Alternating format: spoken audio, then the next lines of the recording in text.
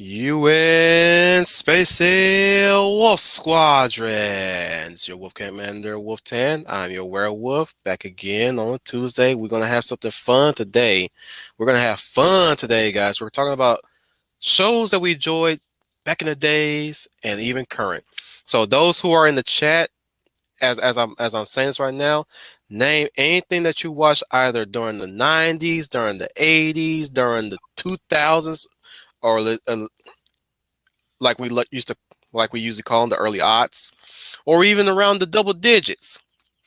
Anything that you enjoyed to what you're enjoying now, especially bring up things that you're enjoying as of recent, which hopefully it's not few far in between as of current year, considering the body of entertainment that we're being getting lately, sadly. So welcome to the panel. As we are gentlemen, as always, we are introducing the lovely Lady of Valor, Lay Plus Size. Hello, Lady of Valor, Lay Plus Size. Hello, Scooty and Commander, and everybody in the chat. This is Leah Plus Size, your lovely Lady of Valor, and I hope we're going to have some fun today. Oh, we definitely are. We definitely are going to have some fun. Join us in a basement on an undisclosed location with apparently excellent Wi-Fi. We have the Schooner of the Tuna, Schooner Tuna. Hello, everybody. Coming at you live from a secret government facility buried deep underground that has excellent Wi-Fi. This is the Schooner of Tuna.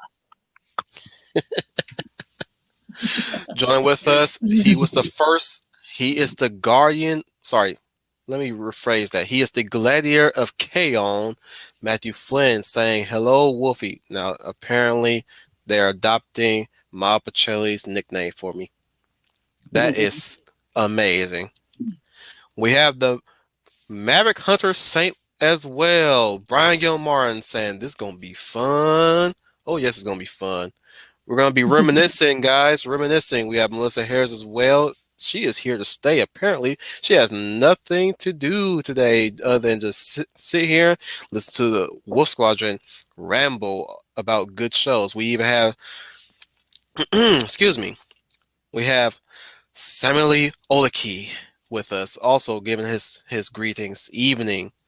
And he says, "Good to unwind after work like this." Oh, definitely, dude. You're here to relax. You're here to point out some good stuff. Hopefully, you got some good shows that you can remember. You can even offer some Finnish shows that you enjoyed. By the way, everybody, if you're gonna bring up shows, make sure you give a description of what they're about. By the way, so that we know what you're talking about, or at least we have some idea of what you're talking about. Because just because I'm gonna name some stuff and Schooner's gonna name some stuff doesn't mean everybody knows what we watched way back then and what we watched in the middle and in the now. You know what I'm saying? That goes for you too, Leia Plus Size. No, I'm kidding.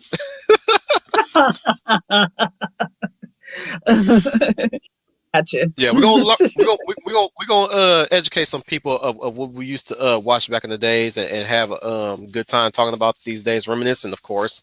We're gonna start with the Schooner of the Tuna this time around because he has a laundry list of shows to get through. Yeah, so I just wanted to ask you just a quick question. Before we go, let me remind you, he's checking it twice. Okay, that's a dad joke. Y'all can execute me for that joke.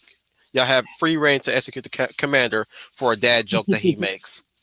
Well, I'm just but I warn you, I'm sorry, Schooner, but I warn you, I have 9 lives as a werewolf is given in life, so that's going to be difficult. I'm sorry, Schooner. Continue. That's all right. I was just wondering, where did you want me to start? Do you want me to start with the Disney list, the Nickelodeon list, the Cartoon Network list, the Warner Brothers list, the miscellaneous list, I mean, the live action list, and not only that, I mean, we then got to go into sections. You want me to start with the action section, the comedy, Do you hear this, guys? Do you hear this, guys? You didn't really give me a whole lot of, to work with here. I just went to town, and I kind of took something. You know something? I really did not give specifics to what it is that we're talking about or any criteria because as it as it's said, it's a fun stream, so we can go anywhere you like. But if I want to give a real answer, I would like to start with the Disney section since that's been a hot topic recently. All right. This is okay. So, do you want animated or live action? Let's go with anime first. All right. We're going to start off with some golden. Let's start with a really good. We're going to start with the '90s. Let's start with Bonkers. I love Bonkers. Something I shared on the Professor Geek group, definitely. hmm the animated series Bonkers was amazing. I love that show. It's basically cartoon Bonkers. He's out of work. He decides to become a police officer, and he's paired with this one guy, Officer Lucky, who has no sense of humor whatsoever. And it's just about the funny little hijinks about them going off and fighting bad guys, whether they be real life or tunes. I thought that was great. Then after that we got Goof Troop. Everybody knows this one. I love Goof Like Troop. Papa, like Son, Son, we're always number always one. number one. There's buddies and there's Yeah, pals. pals. You always seem to work things out. Can't you see Can't you're you see we're two of a kind? looking for a good time? Come on, Leia. You know you want to get in on this. We at the chorus now. You might as well sing the chorus. Is she even there? Yeah, I'm there. I was thinking about how does the song go again? We're the Sorry. Goo Troop, and we're always stick together. We're the Yeah, Goo the Troop, Goof Troop. best of friends forever, side by side. You know, we might as well start. We're gonna be at this all day. I love Goof Troop because I just loved the dynamics between Max and Goofy and their neighbor Pete, who just never can get a peace of mind because Goofy moved next door. hmm I used to hate Pete as a kid. You I'm like, know, we all hated Pete, and then I saw him on this show, and it's like, he's still bad, but he's not evil. no, he's not malicious, but I always hate him because he's like say what you will about Goofy, but dang it, Goofy tries. Goofy does no wrong. Let Goofy have his day, man. Stop being a buzzkill. The next one on my list is actually the New Adventures of Winnie the Pooh. Oh wow, that's Gotta emotion get up, set in. gotta get Take going. it I'm gonna going. see a Gonna friend see of a friend mine. tonight. He's round and he's silly. Oh, I love it. Pooh Bear, Winnie the Winnie Pooh. the Pooh Bear. Oh, Leah, have you heard of these shows? I'm sure you heard these shows. I have, but the Winnie the Pooh Bear theme I know very well. I know the Winnie the Pooh song.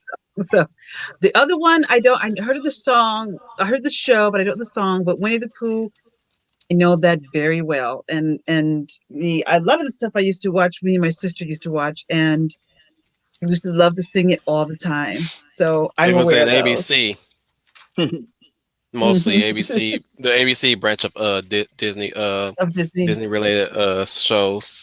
Like Mike right? Ducks used to preside there alongside with the sequel to the Gargoyle series, The Glad Chronicles, Mhm. which I'm pretty sure we all have our varying criticisms of that sequel series, which Yeah. I'm a bit lenient with it. I'm more lenient with it. It served its purpose to some extent. Where really what was really a downgrade was the animation quality in Glad Chronicles. We all know that. Yeah. For for some reason, there's some slight character behavioral changes too. Like some YouTuber mentioned that Lisa had a bit of a little hip swish at one point, or there was one more where she walked like Jasmine. I was like, okay, not necessarily a bad criticism, or at least something of criticism. She is a lady, but But it's very clear that there was a different team working on this. yeah, and we all know how she stood around, and or at least how she was presented in the previous series, like how she moved, how she stood. I'm pretty sure Leia, you yourself know how she carried herself, right? Which character are we talking? Are we talking about the one on Gargoyles? Lisa, yeah, Lisa Maza. Was she the cop, or was she or the, you have to refresh my Oh, memory, or was she the lady or the female gargoyle? she was the cop. She Oh, was okay. the human Oh, audience surrogate. oh, okay. All right. I remember. The Yeah, I gargoyle you're talking about is well, I will say this. She was a gargoyle in one episode. Hmm. right, right. But the female gargoyle was one that stood Demona. out to me a lot. Yeah, Demona. Yeah. Voiced by One of these Countless days I might do a gargoyle stream. One of these days. Love. Oh, excuse me. Sorry, I had a little mini lunch just now, and I'm feeling kind of gassy. Sorry. The next one on my list is actually Tailspin, and I love Do, that do, show. do. Tailspin, tailspin. Tailspin, Oh yeah, tailspin, oh yo, oh tailspin. yeah, oh yeah, oh yeah, oh yeah. Go ahead. You want ring in at any point here, Leia? Have you seen Tailspin? I have seen Tailspin, but I didn't watch it regularly, so I don't mind if Scooney wants to continue talking about it. I have to tell you the truth about it. I watched it every now and then, but it wasn't a regular watch for me. Right. So I'm afraid I won't have much contribute to that portions, but I'm very happy listening to Scooney talk about his favorites. I But I just think I loved it can't. because oh, I'm sorry. Go ahead. Go ahead, Lady Valor. Didn't mean to interrupt. No, I didn't interrupt. I just said since I didn't watch it regularly, I can't contribute as heavy as the both of you can. But if I something jogs my memory, I'll jump in with a comment. Right. And that's where What I we're like, going to go then. Continue, Schooner, your what I, assessment of Tailspin. what I liked about Tailspin was just that it was all about planes and stuff like that, and Oh how yeah. the many misadventures Baloo would have, how he's always trying to shirk his responsibility, and how he has to dodge pirates and take these oddball jobs. And I remember this was actually the first time. I mean, I saw the Jungle Book, but this series made Shere Khan a little more different. He's a little more Lex Luthor-ish, if that makes any sense. Hmm. But they gave him a noble side, which I thought was interesting. Yeah, a very honorable, noble side. Shere Khan in this version, he was more. That's one thing. That's one thing that was interesting. Like even though they made this character change, it didn't really diminish his menace. Hmm. Yeah. Like he's ruthless as a business as a businessman as well.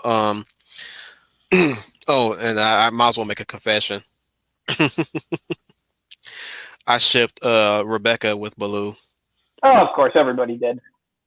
I'm sorry, but even though they have boss and employee relations, like I could really see them eventually marrying and making Baloo Molly's father, new father in her life, especially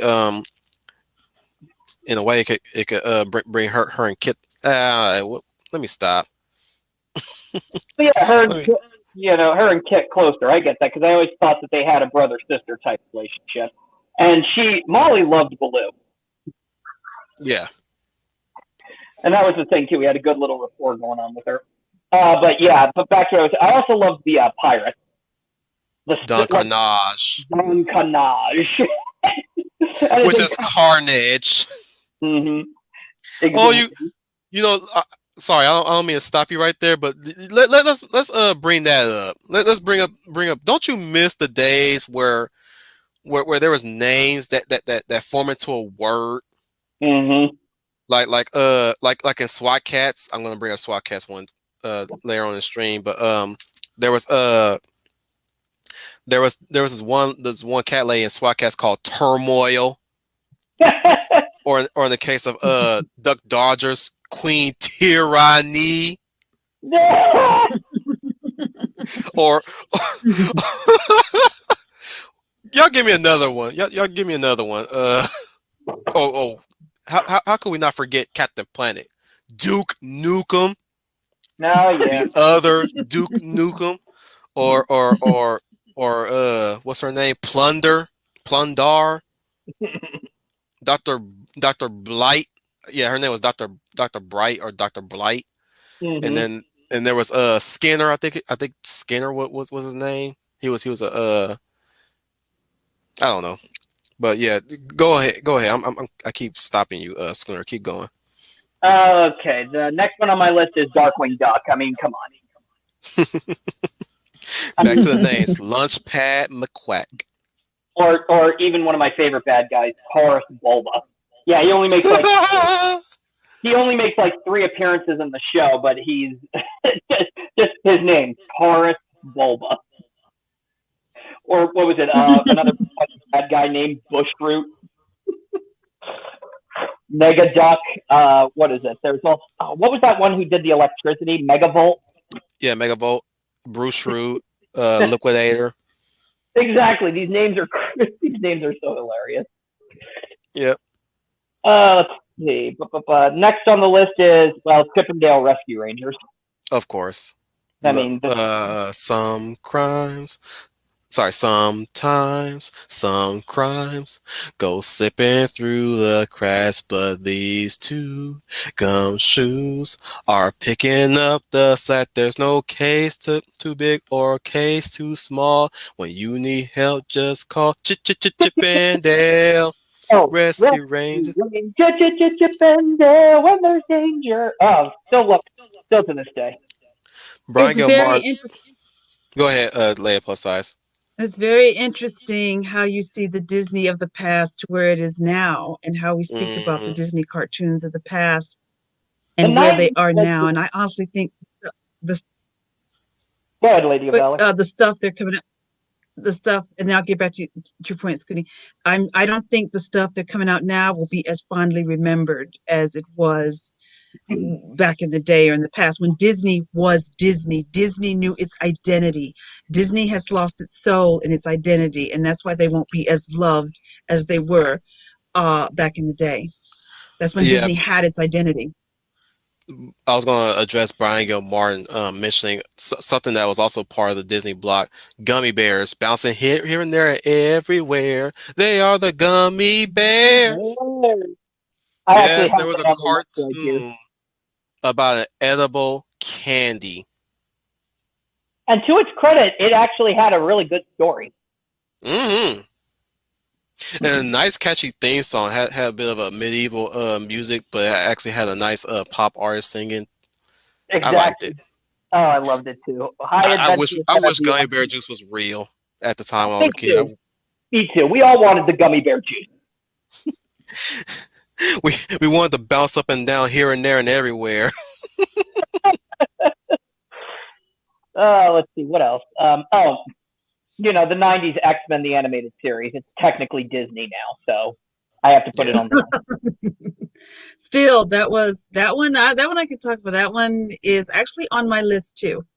That's like That's definitive X-Men because it's literally direct adaptation from the comic book. Yeah, there were some subtle changes here and there, but this is 100% the X-Men. Right. I agree And next time 100%. it will be one of these Cyclops. But I, I it also gave us, some real legit character moments with each of these characters. And unlike the movies that were really playing favorites, this show knew how to Go ahead, handle. Lay Plus House. You want to add anything to that? are you finished, Scooney? Go ahead and finish your Yeah, yeah, comment. I'm done. I was just going to piggyback off of Scooney that I do agree. That's why this show was so incredibly popular, because it wasn't just kids. It was kids, adults who read the comics was watching this cartoon as well. And what Fox did better than the films, except when you get to First Class, is it was the definitive X-Men, and like you said, it dived more into the character of each character than when we got the live action movies. And I think that's why the live action movies, the first X-Men film that Bryan Singer did, was so popular, because of the cartoon.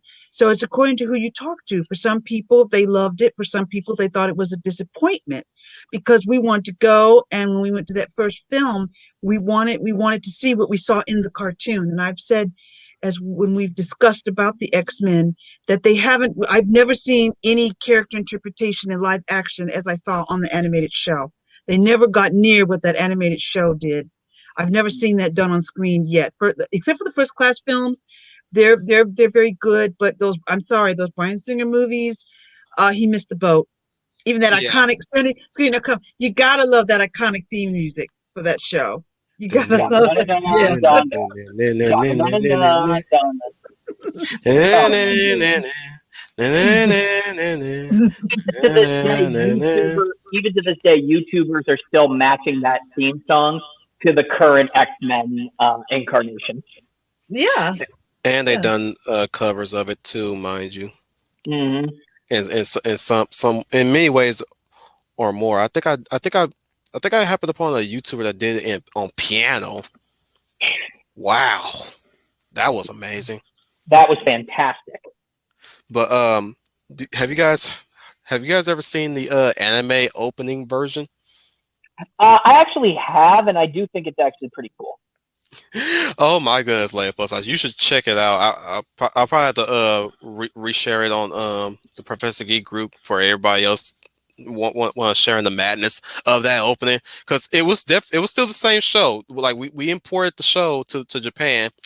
The thing is, Japan did their own opening for that show, and it's completely bananas and off base to what the show is really about. Oh, I think that's what really? makes it, but I think that's how you know about cultural differences right there. Mhm. I will say this: Yeah. they got one thing right. Beast does open up a Grand Canyon when he punched the ground. That was one of the bananas thing that happened in that opening. I was like, well, they got that right. That happened. That actually happens in the comic. People tend to forget Beast is that strong. Yes. You're right. You're right about that. They forget that. Uh, They forget that.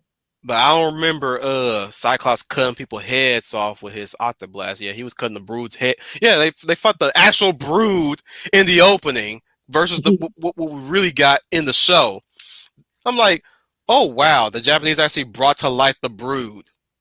That's the that's the as close as we're ever gonna get to a Brood adaptation. We never got a Brood adaptation whatsoever in the history of Marvel animation, and I'm sad about that. And it came from Japan.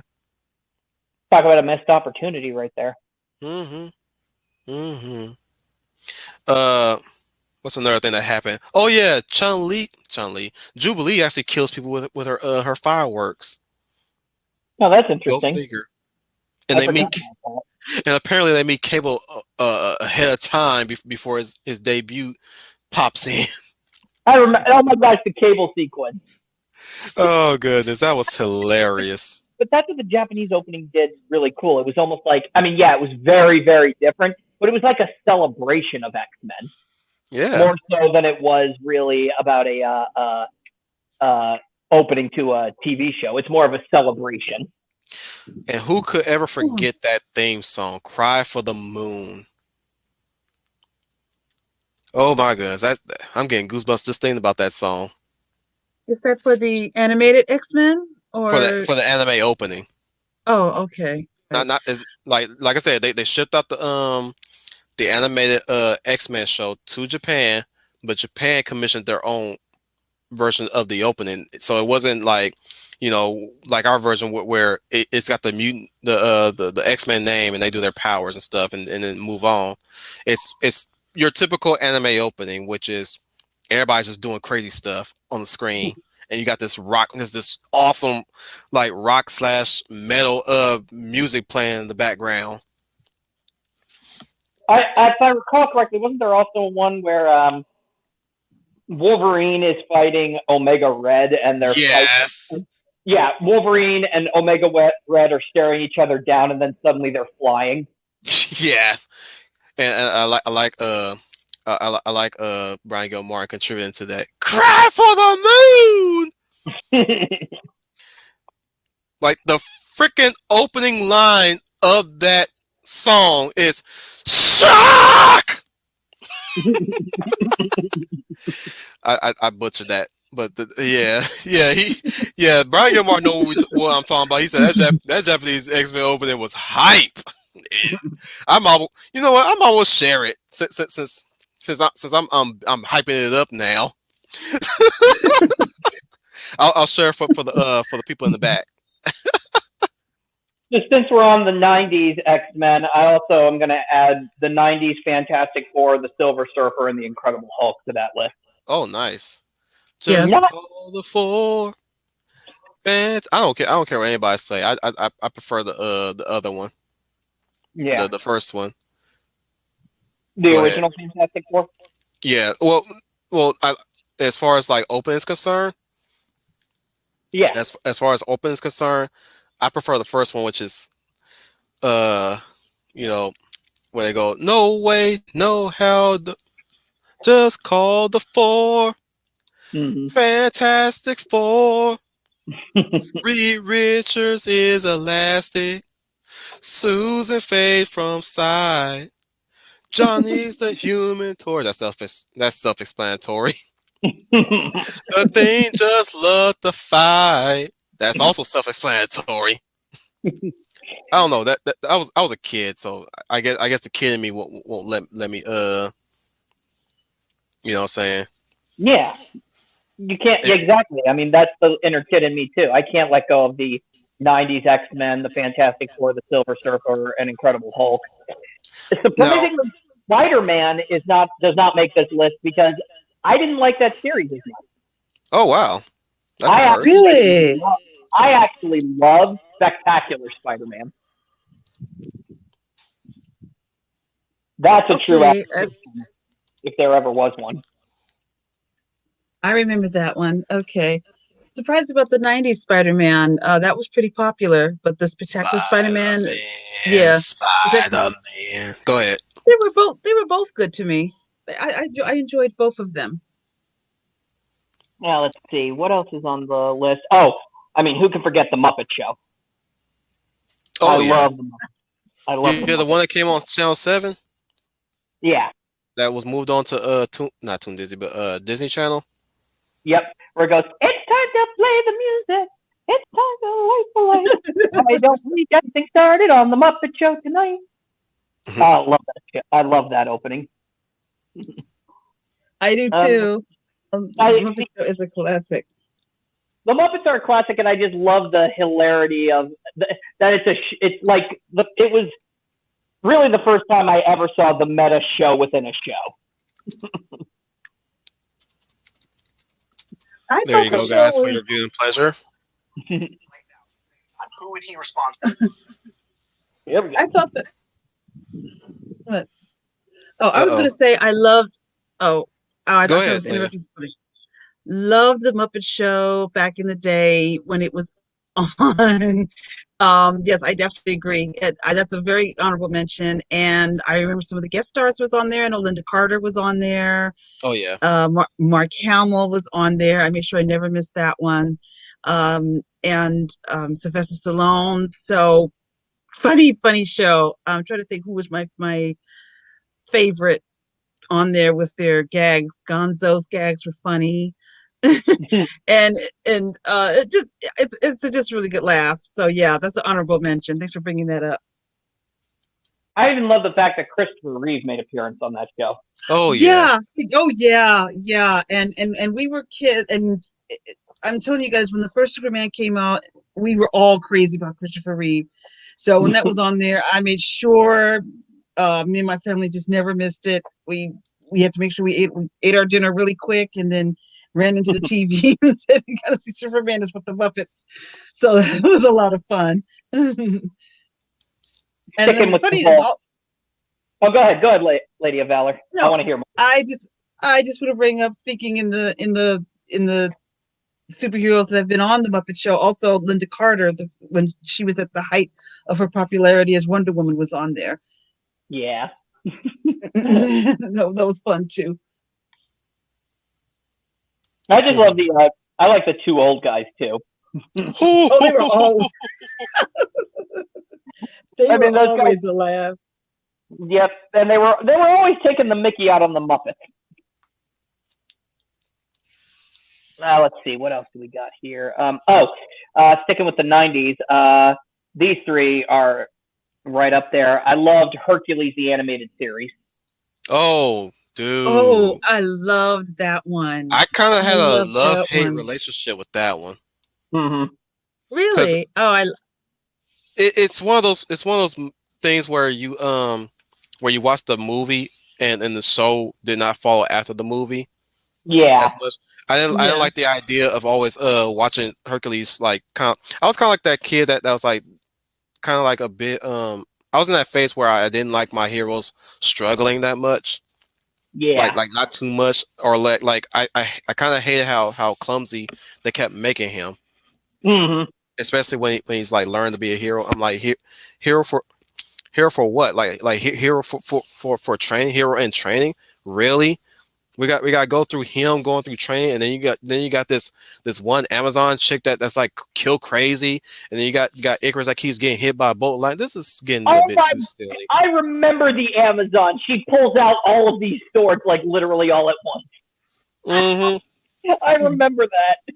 And then you got that chick that's basically an oracle. I like I'm Oh sticking God! with this, but at the same time, I'm getting a little pissed off here and there because I keep seeing Hercules getting his butt whipped despite him being super strong and everything. That yeah, it's a love. Like there's some things I enjoy, like the crossover with him and Aladdin. There was an episode where That's him and actually Aladdin next. had a crossover. That's actually next on the list. It's Aladdin the animated series, and then The Little Mermaid. Oh, I'm pretty Both sure of those. Leia. Yeah. I knew Yes. it. I knew it. Yes. Go ahead, Leia. Go ahead. Speak your mind. Scooney, I was just about to say when you were talking about the Disney shows, I was going to say I did watch Aladdin. I like the Aladdin cartoon and The Little Mermaid as well. And I did watch both of those. I was a fan of those as well. Again, those were great. I want to hark back to Hercules, the TV show. So you Mm, used to be talking about the movies that preceded when the show became a regular TV series.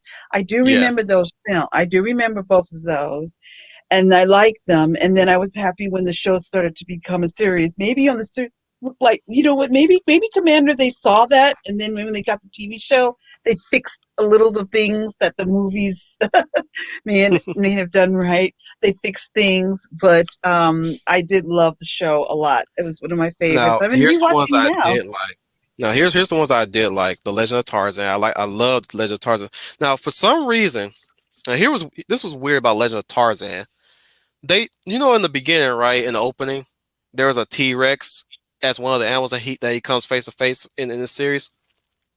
And they always show him fighting a T-Rex in the TV spots, right? Any of Yep. you guys remember that?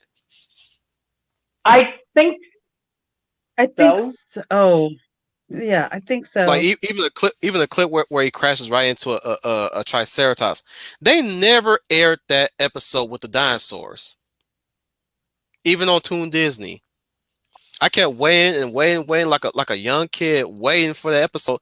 Never showed up for some reason. That's the only criticism I have of that show, and I think it's because I don't know what was in the episode that they didn't want to be seen.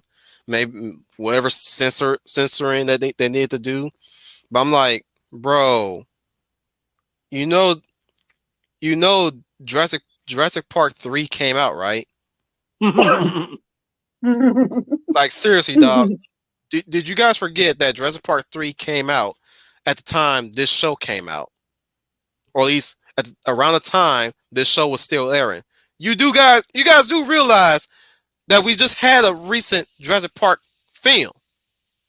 Not only that, we had Dinosaur, Disney's daring property that they made years ago. Anybody remember Dinosaur? With I'm the the thinking iguanodon, the Donald. lemurs. I'm not talking Yep. about that. I will definitely talk about dinosaurs, but I'm talking about dinosaur. Disney's Dinosaur, the Hmm. CGI live action mixed in background with the talking iguanodon and the scary looking carnotaur.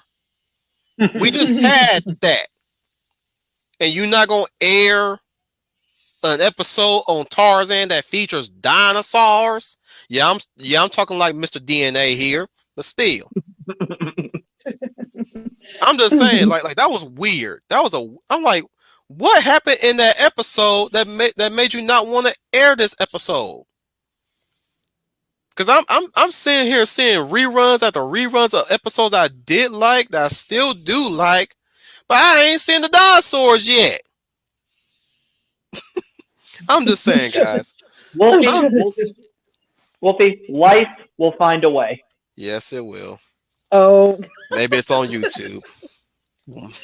good comeback there. Um, I'm just using it as a point of reference, like, bruh, like, dinosaurs was not out of fashion just yet around that time. You know what I'm saying? For them yeah. to not air a dinosaur episode in Legend of Tarzan, I'm like, bruh, what's up? But go Um, ahead, Schooner. the next two on my list, because I'm going to go by twos now, is, and this closes out the 90s, and then we'll go into the early 2000s. Recess and Timon and Pumbaa. Oh, ho, ho, ho, ho. Love both of them. Mm-hmm. What about you, Lad Plus? Have you heard? I'm pretty sure you heard Reset. What was that other one again? Reset? What was it? It was Recess. Recess and Oh, Timon and Pumbaa. Recess. Okay, yes, because my nephew was born around that time, so I babysat a lot. And so he watched a lot of those shows. I know them from him watching them. So when I babysat him, I would turn them on and I would watch them with him. And he liked them very much. And they were both fun shows because they made me laugh. They made me laugh too. Now, Timon and Pumbaa, I wasn't a big fan of the movie The Lion King. I have to confess about it. So I didn't really follow the show, but like I said, I knew it because my nephew, I was babysitting him sometimes. So I knew the shows from there, and but Recess was a lot of fun. Recess was a lot of fun because it reminded me of me and my friends when we would be at school and on the playground when we were kids. So that's why I took to that. That was a fun show. Yeah, I loved Recess because I just thought it was crazy that this diverse group of friends were just always trying to find spectacularly creative ways of either getting themselves out of trouble or not having to do anything. Mm-hmm. I mean, and Yeah, sometimes it got way too over elaborate. Yeah.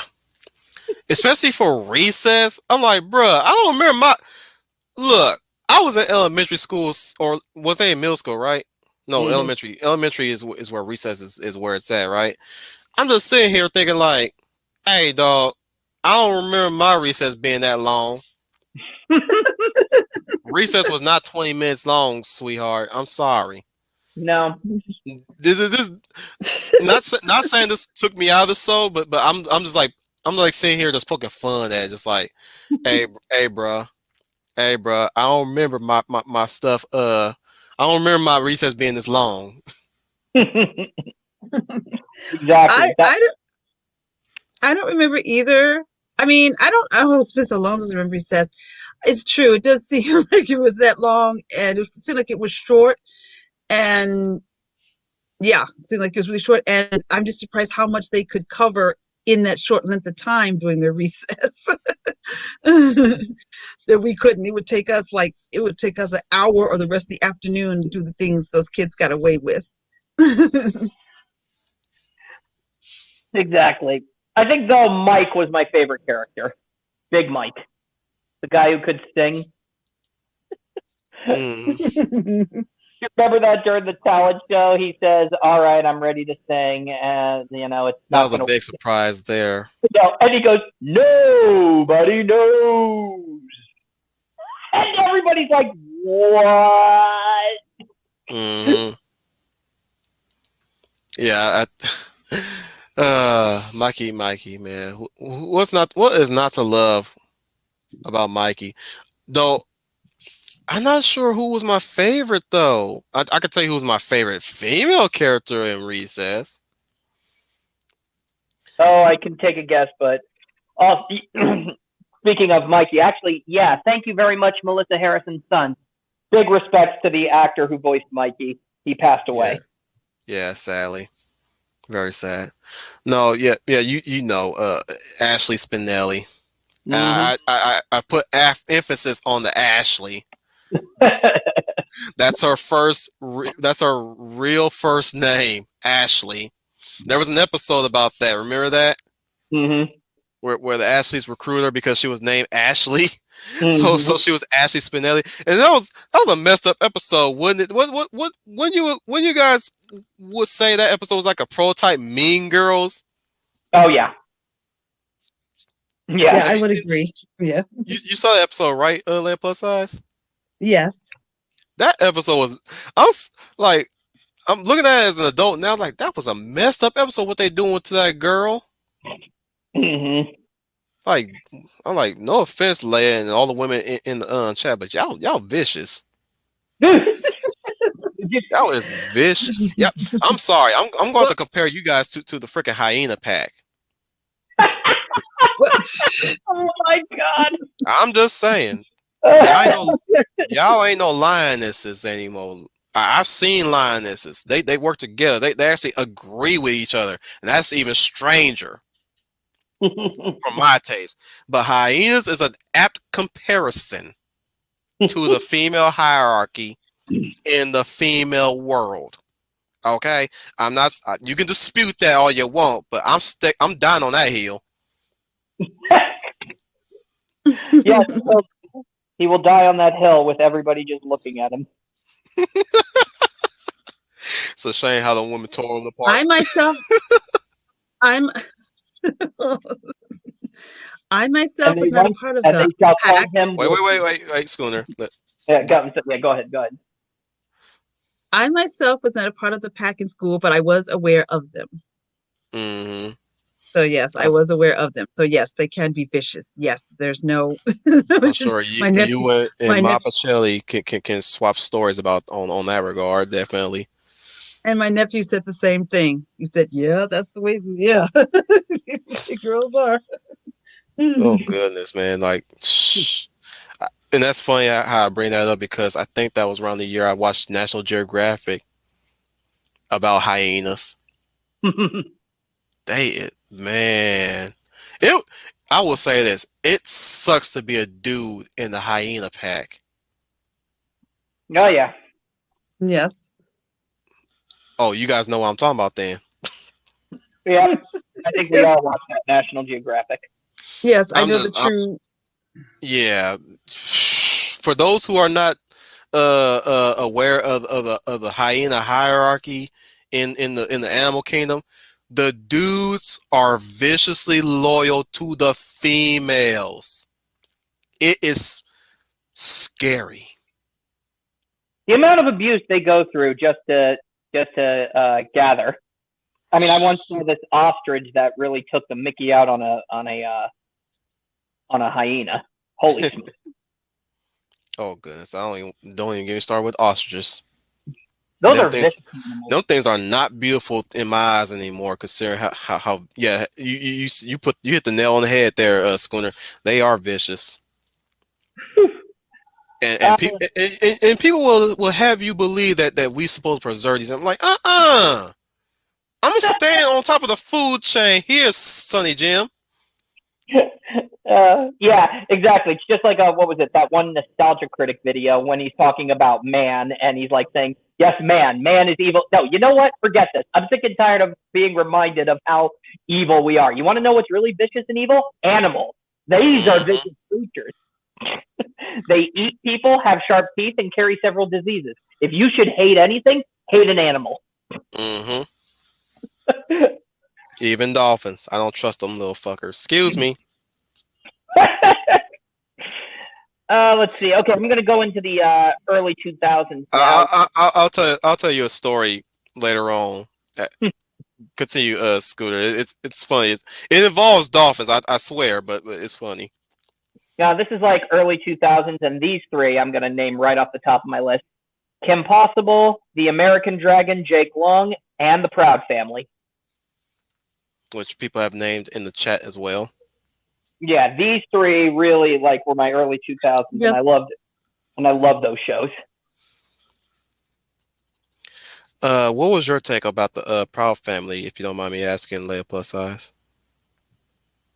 I thought it was a fun show. I thought it was a fun cartoon. Um, and then again, yeah, I thought it was a fun show. It made me laugh, and I just want to say, because we always get this jibber jabber about, well, there's no representation on television. These people do not do their homework. They don't want to do their homework. They only think life began at 2014 or 2016 or whenever. And here you had a cartoon with a predominantly black family, but nobody was really stereotyped. Like I said, it cracked me up a lot. It made me laugh a lot. And it reminded me of some members of my family. And it reminded my members of my mother's side of the family and my father's side of the family. So I really enjoyed it. I thought it was a fun show. And I agree. I especially liked. First off, I agree. Just building off of what Leia Plus Size was saying, these woke SJWs, they don't do their homework because for them, their whole quote unquote calendar starts at like 2014 or 15, and they said nothing existed before that time. I mean, I just named three shows right off the bat that I didn't even realize until just now. I like to call it selective ignorance. Yeah, They exactly. don't want to acknowledge that there has been stuff that has been done before because like I said time and time again, it's all about them trying to be first. As Yeah, in Exactly. they're trying to bury things, or at least in the case of Kylo Ren, kill the past. You know what I'm saying? yeah. So that they can be the one to say, well, we were the ones who did it, not these guys. These guys don't exist.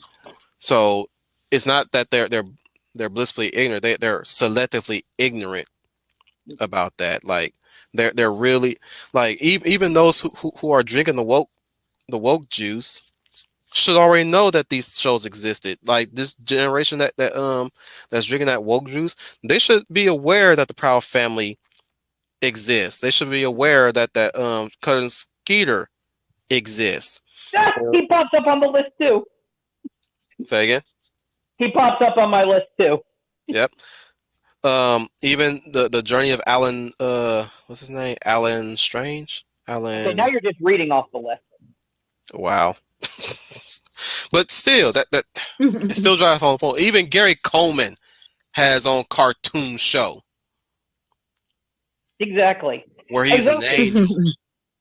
I didn't even realize this until just now when I said it, but I just named three shows that were diverse. Kim Possible had a female lead. The American Dragon Jake Long came from a very traditional interracial family, and then you got the Hmm. Proud family. So, I was looking at shows, from the 2000s and all that and then I just realized, holy smokes, yeah. So it's like, just do your homework. We It's hit all the there. 2000 was the melting pot peak Yeah. where you can really say you don't see color anymore. Where you can really look at stereotypes even in the 2000 movies and laugh at them because sometimes there's some truth to these stereotypes. By the way, some I mean, truth. Hmm. that's another Sure, thing that I sure. loved about the American Dragon. Was that because he was a dragon? And no, it was because I'm sorry, no, it wasn't because he was Asian. It was because he could turn into a dragon. That's why I watched the show. He's played by Dante Bosco, who was also putting in some hipness. That kind of derailed that show a bit sometimes for me when he started speaking slang. I was like, okay, Dante. Okay, Okay, Dante. yeah, Rufio, we get You it. know what? Rufio, shut up, Rufio. Come on, man. You sound a bit forced with the forced hip hop slang. Come on, especially the one chick, the Trixie. I was like, oh Oh yeah. no. Is this a college? Is this a college black girl who they say talks slang like? Did they write these words for these people? That's my question. Like, did they? Because they this is if this is supposed to be black slang, this don't sound like black slang. If this is supposed to be like 90s hip hop slang, this ain't 90s hip hop slang. I grew up in this area. I know my stuff. Y'all could have hired me as a consultant. Like, excuse me, nah. Just make them talk normal. Just let them talk normal. This is obviously that this is what they thought teenagers at the time talked, which technically we did, but we don't want to hear that. Again, this is early 2000s, so this is fresh off the 90s when everything had to be like extreme or R&B or skateboard cool. Are we in the Nickelodeon section now, or are we still in Actually, Disney? I'm closing out Disney with 3 honorable mentions. Uh, Tarkovsky's Star Wars, and Yeah, I guess we gotta mention that since of course Disney owned the property now. and the Filoni era Star Wars Clone Wars seasons 1 through 6. I thought was good, despite the fact that I love Tarkovsky's Grievous. Oh yeah, I didn't. go ahead, Leia. I did enjoy the Clone Wars. I did. Um, and I was going to say we have to mention Malcolm Disney owns them. Yes, that's important because I want to distinct between when it was the good Star Wars and the garbage vomit crap that has now become Star Wars. But I was a fan of Scooney. I was a fan of that show. I did like the Clone Wars a lot. I thought it was actually well done compared to what we're seeing now. It was actually very good. Let's continue. I could agree with what the professor was saying, and even Sound Engraver. The final episode of Clone Wars ended Ahsoka's story perfectly, where Mm-hmm. she departs the series. I mean, Mm-hmm. that's a graceful departure for a character who started off. Now, I don't really agree with Professor Geek saying that he still doesn't like Ahsoka. She did start off with a lot of hate towards her, but the audience grew to like her to the point where she got a graceful departure, which was awesome. But Dave Filoni, in all of his wisdom, keeps bringing her back. Yeah, And she yeah, started to be less like a author's pet and more of a yeah. I did mention that in one of the streams said she was a it was Sound Engraver last stream before yesterday's stream.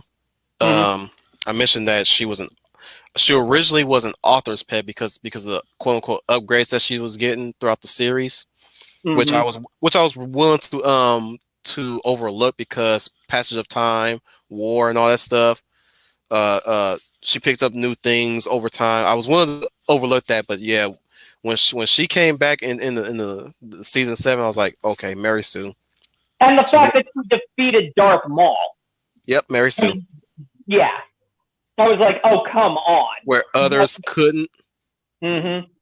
And not only that, okay, Jedi Masters in Revenge of the Sith couldn't take down squads upon squads of clone troopers barreling down on them.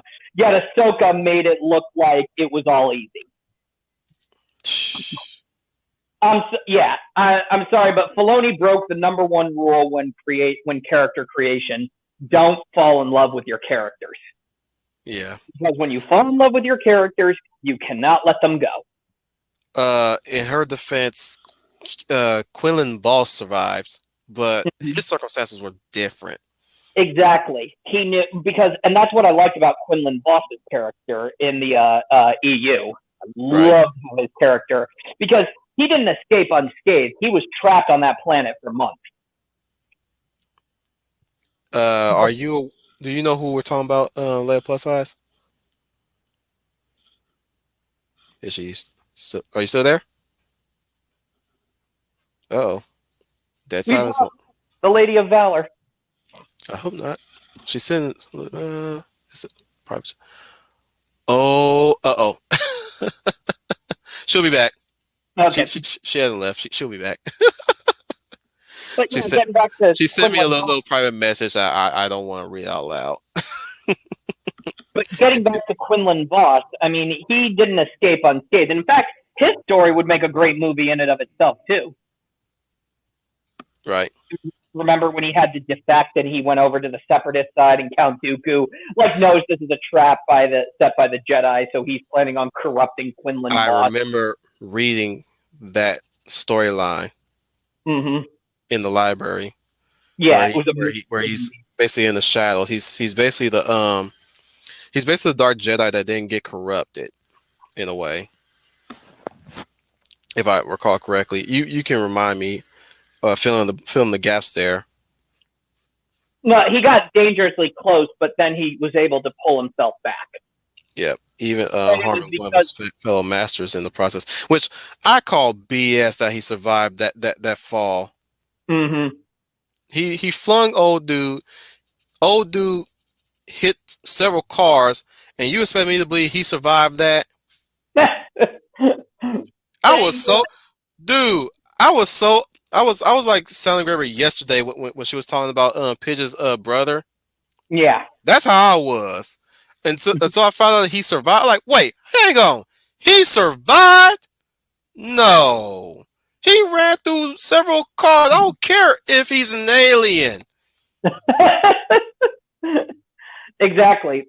Speaking of Voltron, I didn't like the fact that they brought back Prince. What's his name? The bad guy.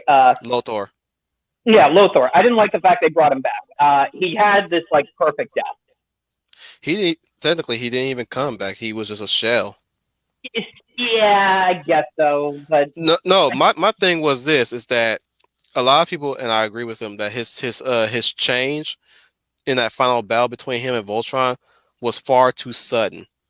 mm-hmm, That's where the, like, everybody like to rag on the whole fact that Shiro's boyfriend died in that one episode. But I'm mm-hmm, like, is that all y'all gonna rag on this show about? Because there's a lot of stuff that y'all could be ragging on than just some random character death.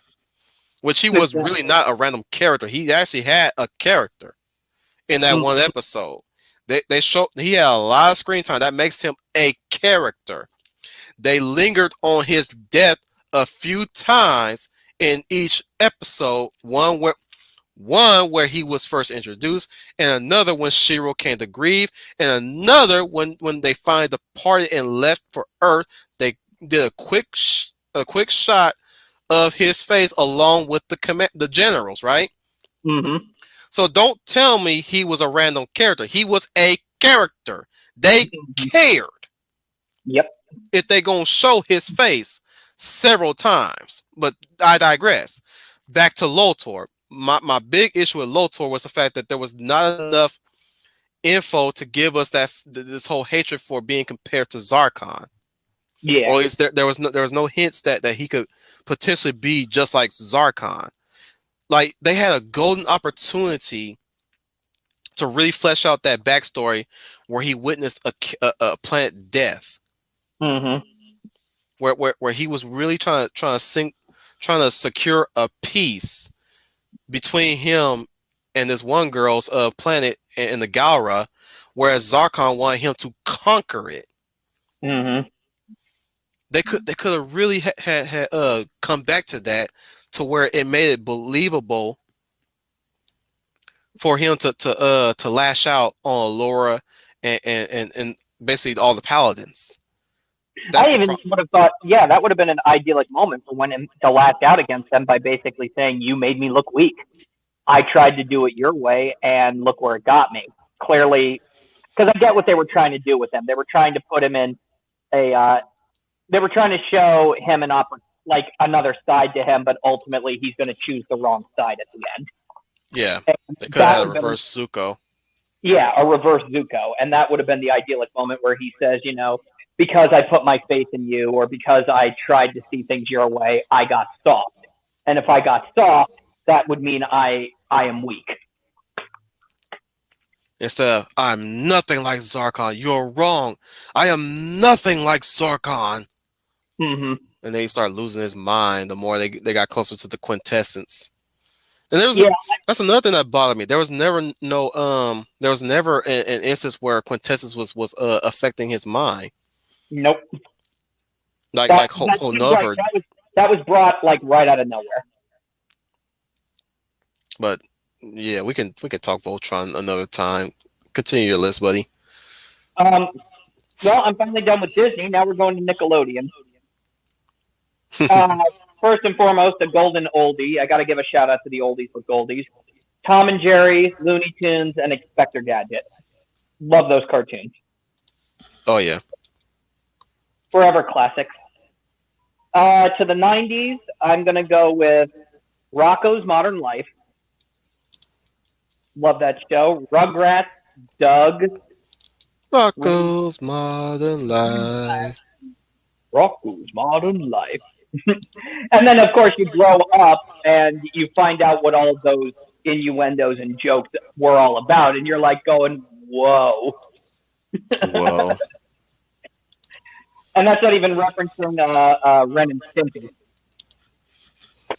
Oh yeah, Ren and Stimpy.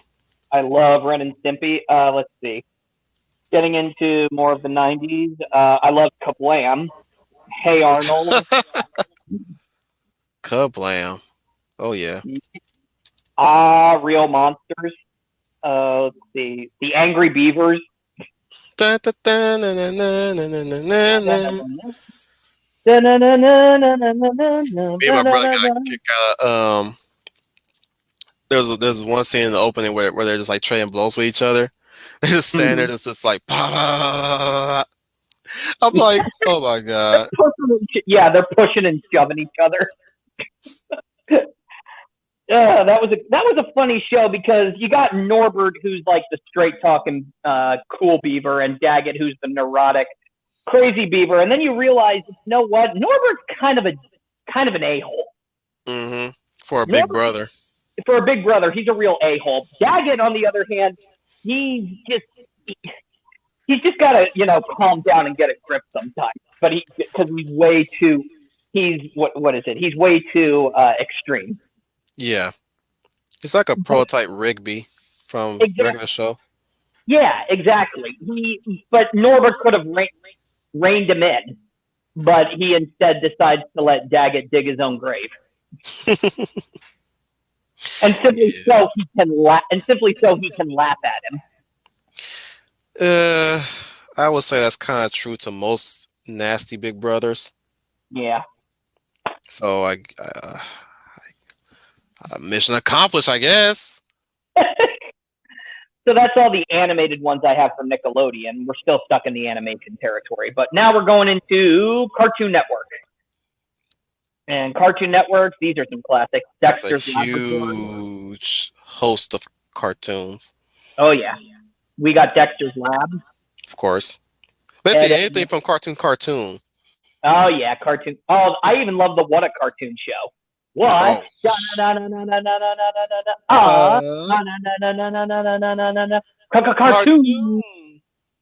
don't know if the Lady of Valor is still with us. I'm gonna see if she did message me. I didn't catch it. Wait. No, that's old videos. It's old videos. Go continue. Let's see. Okay, so I got Dexter's Lab. Ed, Edd n Eddy. Love that show. Hi. It's the same thing with the almost the same thing with Hercules, the animated series. Yeah. Which is a love-hate relationship. Mm-hmm. It was, or in the case of Ed, Edd n Eddy, it's more of not my scene. Yeah. Maybe it was because of the art style that threw me, or just the fact that Ed was it Eddie? Which one are you talking? Because the ringleader. That's Eddie. Yeah, Eddie was a dick. Yeah, he was. There were times I just couldn't, especially if he's in the spotlight, I couldn't stand him. But somehow I'm able to soldier on through that show. But nothing is there enough for me to memorize any specific episodes, other than anything that to do with his Ed's little sister, who's always kicking her butt. Rightfully so. Yeah. Well, that's what I liked about the show Ed, Edd n Eddy, is that these guys, that's what I loved about them. The dynamics is Eddie's the unchallenged leader of the group, and he walks around like he's smart, but he's actually he's a moron. Mm. He's more so a moron than Ed. Ed, what I love, I loved Ed more than anybody because unlike most of the characters on that show, Ed knew where he was in his life, and he was just enjoying life in the present. No matter what was going on. What was it? Let me see. I guess I'll go to the next one on the list. Cow and chicken. You remember cow and chicken? Heck yeah. I love Mama had cow. chicken. Mama had a cow. Dad was proud. I didn't care how. Da da da da da da da. Bam bam ba bam bam bam. Bam bam bam. Cow. Bam bam ba bam bam bam. Bam bam bam. Chicken. Chicken. Boom, ba, ba, ba, da, da. And we have Leia Plus Size back. Just to get you up to speed, Leia Plus Size, we're in the Cartoon Network section. I believe we have gone through the Nickelodeon. Yeah, we have. We're just humming the cow and chicken theme song. Oh, okay. I follow you. Just quick mention. What were some of your quick picks for Nickelodeon? The quick picks were first off the golden oldies, which were Looney Tunes, Inspector Gadget, and Tom and Jerry. Those were Love the Looney Tunes. Oh, love Looney Tunes. I mean, classic. I like the. Are you talking about the classic Looney Tunes? we're The talking Mel the Blanc. classic. Yeah, Yeah, we're talking definitely about classic. Yeah, the Merry Melodies Looney Tunes. love those and Tom and Jerry. There, I still watch them to this day. But go ahead Yeah, and Merry continue. Let me. Melodies were a different segment in itself. Mm-hmm. Mm-hmm. But They're like the silly symphony, like with Disney. yep, I Right. Right. I loved those old school classic Warner Brothers Looney Tunes, and I still watch them to this day. I bought the DVDs despite the little disclaimer saying what was it? The outdated cultural references. Oh And my I'm just Oh God, that thing sucks. no. and I'm just That like, okay, I'm just like, okay. Can we just get back to the cartoon? I want to see, Bugs Bunny making a doofus out of Elmer Fudd. I don't. Those things are stupid. I want to see Doofus comments, Bugs Bunny and drag, the 70 Sam shooting his guns, and Elmer Fudd doing his hunting. I don't care what anybody says or thinks. That thing is that warning label When is you ridiculous, stupid. when you And said I like. that, I was thinking about when Bugs Bunny met that Negro. Mm-hmm. The one I forgot. He appeared in a one-off. Yeah, that was just a one-off cartoon, by the way. They didn't Hmm. do it Yeah, again because even the animators themselves said, "You know what? Yeah, this is in poor taste. Let's not do that again." you're right. They never did it again. I know what you're talking about, Commander, I and I wasn't think they even learned their bothered lesson. by the episode. No, I mean it was just another. It was just he was just a knockoff Yosemite Sam. Not Yosemite Sam. Elmer Fudd. He He was was a knockoff. capable. Mm-hmm. He Yeah, wasn't really that doofus. It's just the fact that Bugs Bunny was a rabbit, and rabbits are best known for evading being hunted. yeah, That's how I right. saw it. Well, not only that, if we're jumping onto Professor Geek's archetypes, Bugs Bunny is the trickster. He is constantly he's the trickster, and what does he do? Like he says, he blurs the boundaries between gender or between what it means to be a rabbit, and all that kind of stuff. So Bugs Bunny's living up exactly to the archetype that he was based off of. In fact, he was based off of I think it was Briar Rabbit that was passed down, Songs of the South. It was actually passed down from uh, stories that slaves would tell to each other, and that's what led ultimately to Brer Rabbit and led to Bugs Bunny. Hmm. So, cross time, I'm just saying, cross time, these stories and these characters and these archetypes evolve. Exactly, Isn't and that that's what they failed to realize. And they call interesting? it outdated. I know. Outdated on what? It's history, fool. So you saying history is outdated? Or And another thing, go ahead, Lady of Valor. I don't like the fact that these people, these SJWs, cancer cultures, these bots, it is not their right to tell us what we like and what we don't like and what you should watch and what you don't watch and what we're going to take away from you. You have no authority on that because you don't know how it affects each person. The only people that are upset by it is them. They are the only ones. That tells me a lot about them. But the rest of us, it goes over our heads. They're the ones that are getting upset at seeing uh, what you just mentioned. They're the ones upset by that. But we as the public are not. And if we're not, then if we don't want to watch it, we choose not to watch it. We don't need you to tell us what is culturally appropriate and what's not. So you step off and go find a hobby or something else to do or get a life. And I like Pepe Le Pew. Hmm. I like his cartoons too. I know it's been some big deal about you. I like Pepe Le Pew. The Pepe Le Pew cartoons are one of my favorites. I absolutely loved it because I loved it at the end. Every time he chased that cat that looked like a skunk, and that cat finally turned on to him, he got real chicken and turned off and run because when she started chasing after him, so he always got his cup of it on the cartoon. So I don't. I think they're the ones with the problem. They're the ones with the problem. Hmm. Not. I don't think the general Yeah, audience has the problem. They're the ones with the issues. I agree with Lady of Valor right there. They're basically saying, "Oh, this is all racist, prejudice, sexism, all right here." I didn't see that. Well, clearly you're just stupid. And I'm like, how am I stupid because I didn't see anything offensive? Right. Yeah, exactly. Exactly. Exactly. That's exactly what they're I saying. Exactly. basically loved this cartoon for what it was. I will Ex- make mention that when Troy and uh and Ma Pacelli did their little rewatch of that one I forgot what movie it was, but there was a scene where they're all in blackface, and I was like, oh, oh boy. And I just sat there. I sat there and watched it for all of its glory. I could. Here's the thing. I could have shut the movie off there if I was really bothered by it. Now, mind you, I was bothered by it. I'll admit that that was rough to watch, but I soldiered on, and I did not condemn the movie for doing that. Like it's like what Leia Bauer said, it was a different time. Like we all have to view it as that was a different time and a different mindset. That was a Exactly. that was a practice that was still going on at that time. Are we doing that practice now? No. Mm-hmm. So why are mm-mm. we acting like this whole movie stuff and cartoon stuff is gonna hurt the fifis of the minorities? I'm just going to say this, though, to the credit of those who put the disclaimer up there, at least they didn't edit the cartoon. They just simply said this episode contains outdated cultural depictions. And so take it with a grain of salt. At least they didn't edit the cartoon. Yeah, there's a Yes. point there. There's a point there. But I agree with you, Scooney. I also agree with the commander.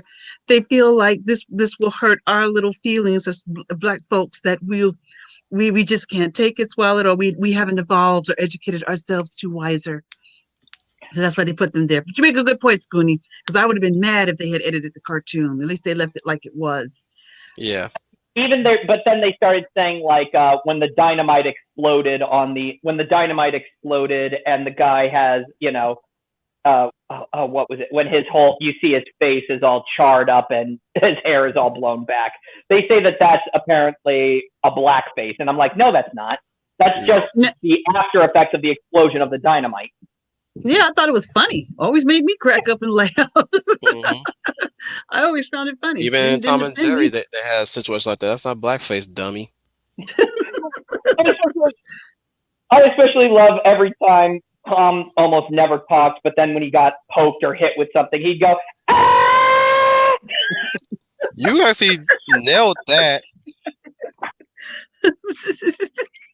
I'm laughing Or because Scooty got it just right. or or That's or, or exactly my what he favorite, my does. favorite. Here's my favorite. Don't you believe it? You like suddenly That's what. realize, oh, Tom has got like this super deep voice. Yeah, I always cracked up when he did the "Don't you believe it," and then Scooty, you nailed his scream every time he heard himself. Ah! It was great. It just went, ah! Or when he's like, or when he's like screaming, it's like, oh, oh, oh. Oh goodness. Yes, You, yeah. you know there's different animations for the time, and the one that I love the most, all of them well, technically Chuck Jones will take Chuck the top. Jones. Yeah, Chuck, Chuck Mm-hmm. Chuck Jones would take the Chuck top. Jones Yeah. version will always take the top, but there was another one that was like limited animation, and I forgot who did it. I think it was Daedric that did it. But I always loved that one too because they had these random sounds that they would make. Um, there was a there's the one with Dickie Mo, or at least the play on Moby Dick, right?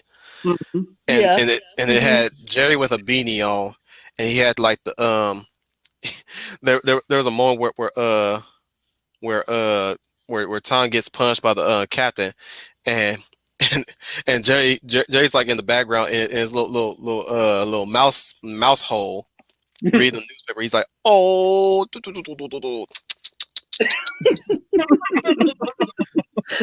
or or there was a moment where in another episode in the exact same art style, the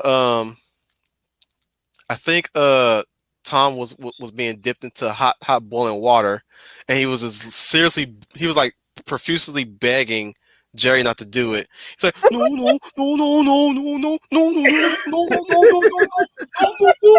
And he dips his butt in the hot water. He's like, ah! Like he'll like there's a next shot of him just bouncing up on the hill. He's like whoop whoop whoop whoop whoop whoop. Then he comes back whoop whoop whoop whoop whoop whoop whoop. I was gonna kick out of that because of the sound. Basically The sound effect. yeah, basically the sound quality was. Everybody say that was like the worst Tom and Jerry. I was like, this guy has a little charm to it. It's got a nice charm to it. It has Especially some that, very nice It's moments. true to the characters. especially like the one where they get off that ship. Majority of the episode plays on the ship, right? The cruise Uh-huh. ship, and they get on that island, Hmm. and they meet that one guy who's playing the The what's that? Calypso. Not the Is it the calypso. Calypso? It's the Calypso. it's that Jamaican drum. Oh, that's not a Calypso drum or something. I could have it wrong. You're right. I could have, but I know what you're talking about, though. Yeah, I Yeah, thought it was special something because of the sound the drum makes, but I could be wrong about what I'm calling it. it So was like but I know boo boo boom boom boom boom boom boom boom boom boom boom boom boom, and you're he right. just slams it on Tom, and Tom becomes a turtle. Oh my goodness. Tom and Jerry. I'm surprised. You know Hilarious. what? I will say this: Tom and Jerry is by far the one series I know that hasn't been hit by the woke beam so far. So Except far. Yeah. I heard that the new one that came out recently wasn't very good. It sort of bombed at the box office, and it was on HBO Max, and nobody liked it. And I have to agree with them because it wasn't good at all. I was hoping that it would be, but it wasn't good at all. But it is the only one so far that is still preserved well. Nothing has been wokedified in it at all. So I hope, to get God, not there's no mice or cat somewhere getting offended by these Tom and Or It, the Jerry. or the at least biggest like the recent direct to video movies haven't been wokeified. No, no, they Tom haven't. and Jerry has withstood the test of time. Yeah, they have, and that's why we everybody all admire. And the thing is, passing these down to my nephews. My youngest nephew enjoys watching it with me, and he's older where I didn't think he would like. Uh oh, we lost Leia Valor again. She'll be back. I think the biggest mistake the movie ever made was just making Tom and Jerry animated set in a live action backdrop. I'm just saying, commit to an animated movie. That's all I'm saying. You all right, Leia plus size? I'm here. I upped out for a minute. Sorry about that, but I have returned, and I was just going to say that they have what I was saying. They have stood the test of time because I've shared them with my nephews, and my youngest nephew, my oldest nephew, is now grown and off to college, but the youngest one is. I'm back, Miguel. Oh, I'm returned. Um, he enjoys them sitting watching it with me as much as I do. But I didn't think he would because all these cartoon selections that are out now and computer generated cartoons, I didn't think Tom and Jerry would appeal to him. But he loves them as much as I do because he'll tell me, he said, Auntie, Tom and Jerry is on. You got to sit and watch it. I So, will say this. I will say this though. My niece was able to sit in front of Frankenstein, the original Frankenstein, and I think she was 4 years old. That surprised me. Oh, the my most. my my these kids have no fear. My oldest nephew, we took him when he was much younger though. We took him to see the Brendan Fraser mummy movies and it didn't scare him one bit. He loved it. I Oh, thought I maybe, wasn't worried well, about maybe her getting scared. I said, No, well, I just wasn't. I wasn't not really that scare. worried. What shocked me even more was the fact that she was able to sit through the original Night of the Living Dead.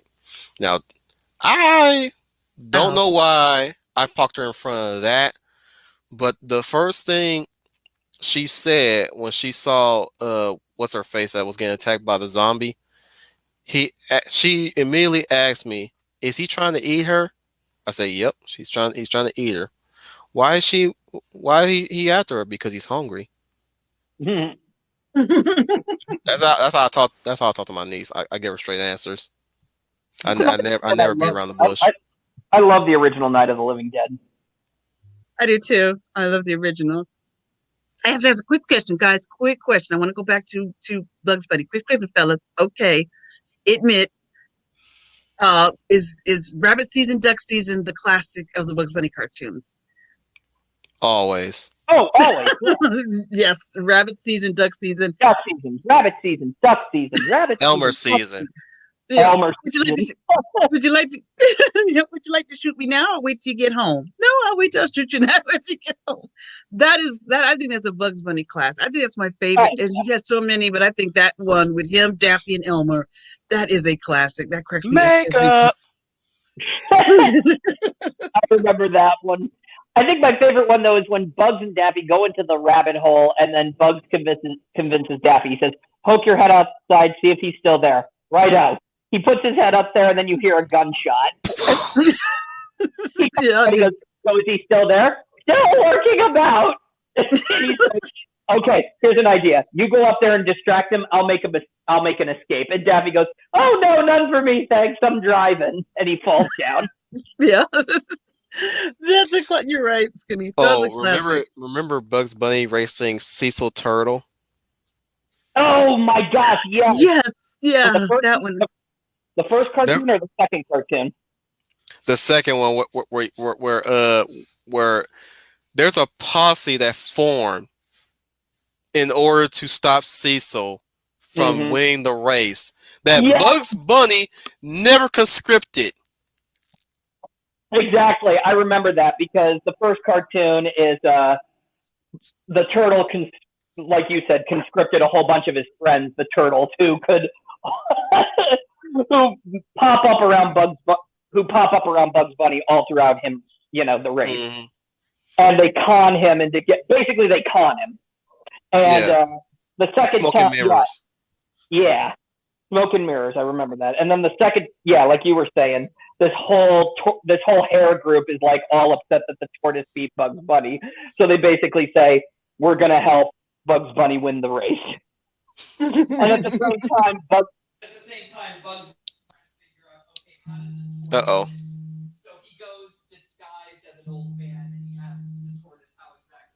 Schooner. Goonie, your mic. Is that me or is it? That's Schooner.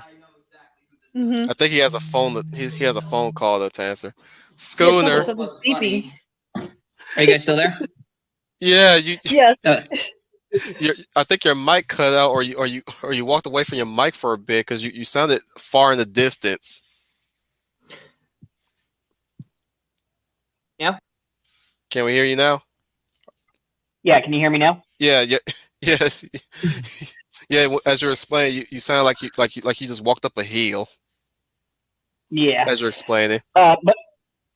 But the tortoise basically tells Bugs Bunny, because he knows who he is in disguise. He says, "Oh, the secret to winning the race is a turtle shell." So Bugs Bunny makes a turtle shell to just basically say, "This is how I'm going to be fast," and Mm. all of the rabbits mistake him for the tortoise. There's a scene where he's running the distance, and they straight up light him up with bullet fire, and, and he literally sinks into the shell like a real turtle, and he's just tumbling across the road. Mm-hmm. I'm like, oh my goodness, they're shooting that Buzz. What the hell?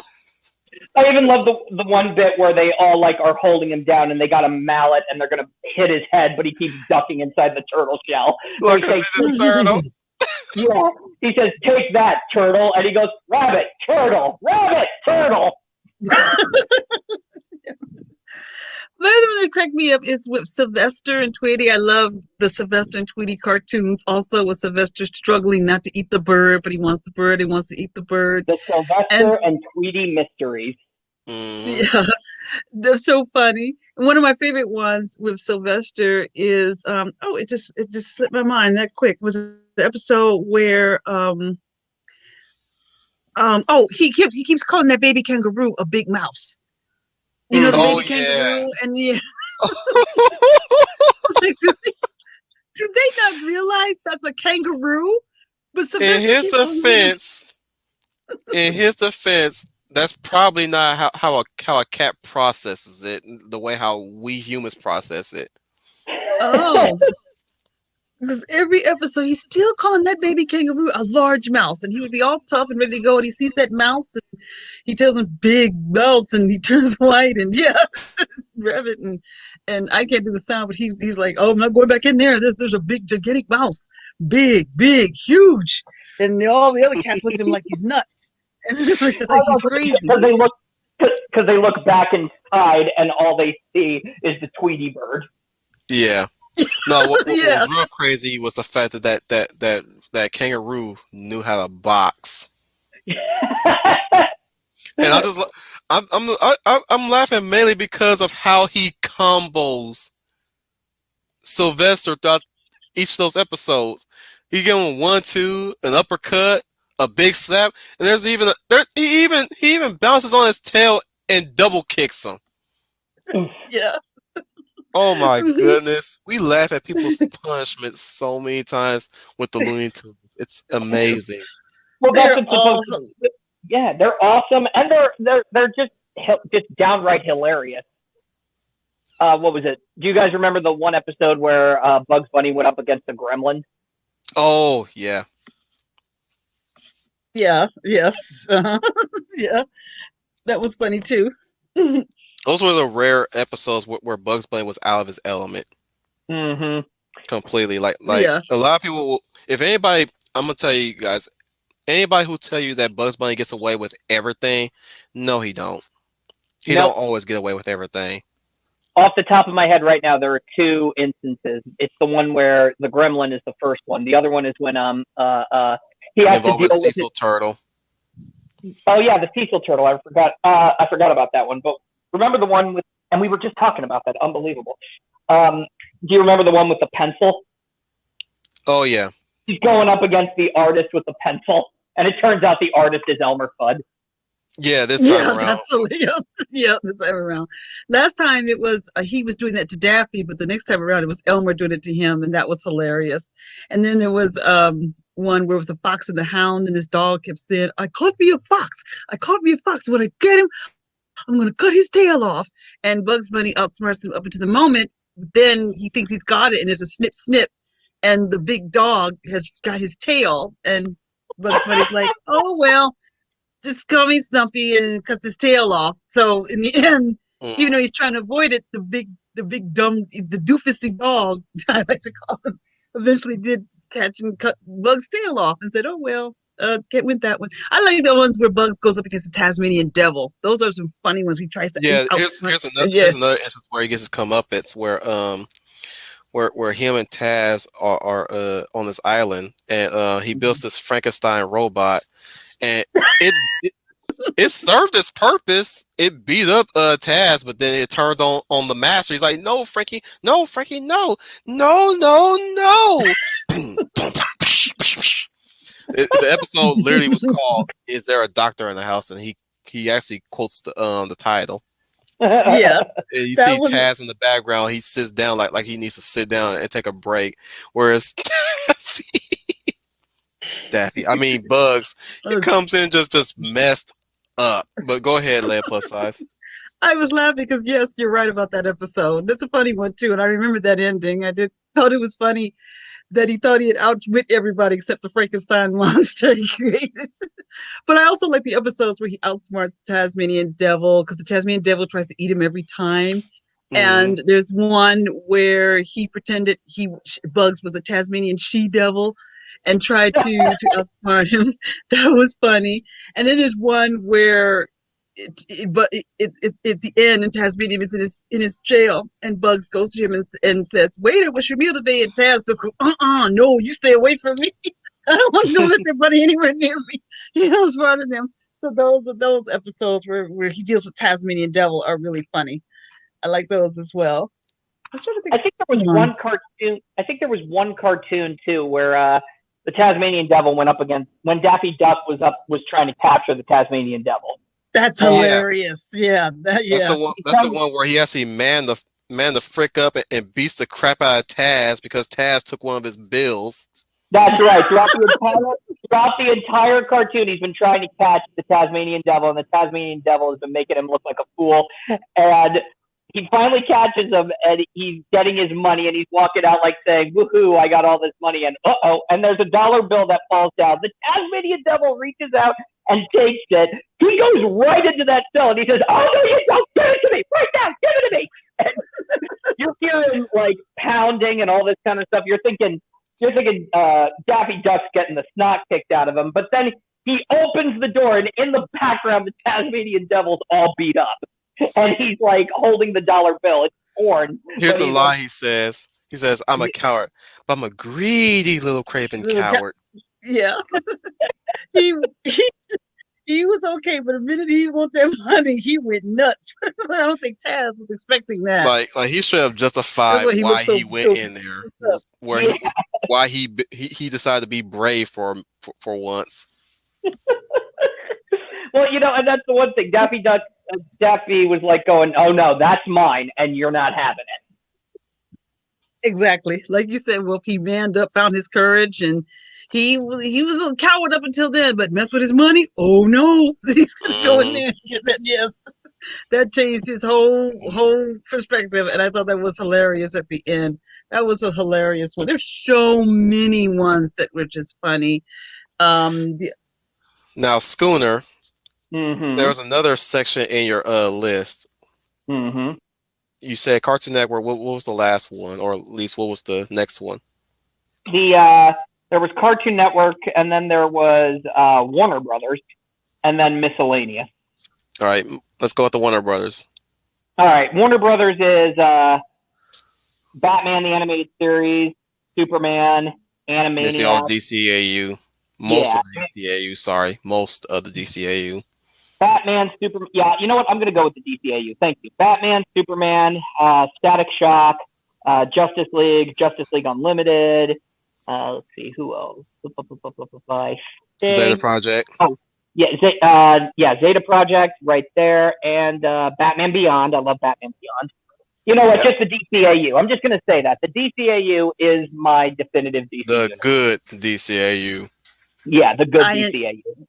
the good ones, the ones the films should be based on, because I enjoyed all of those. All of those are my favorite.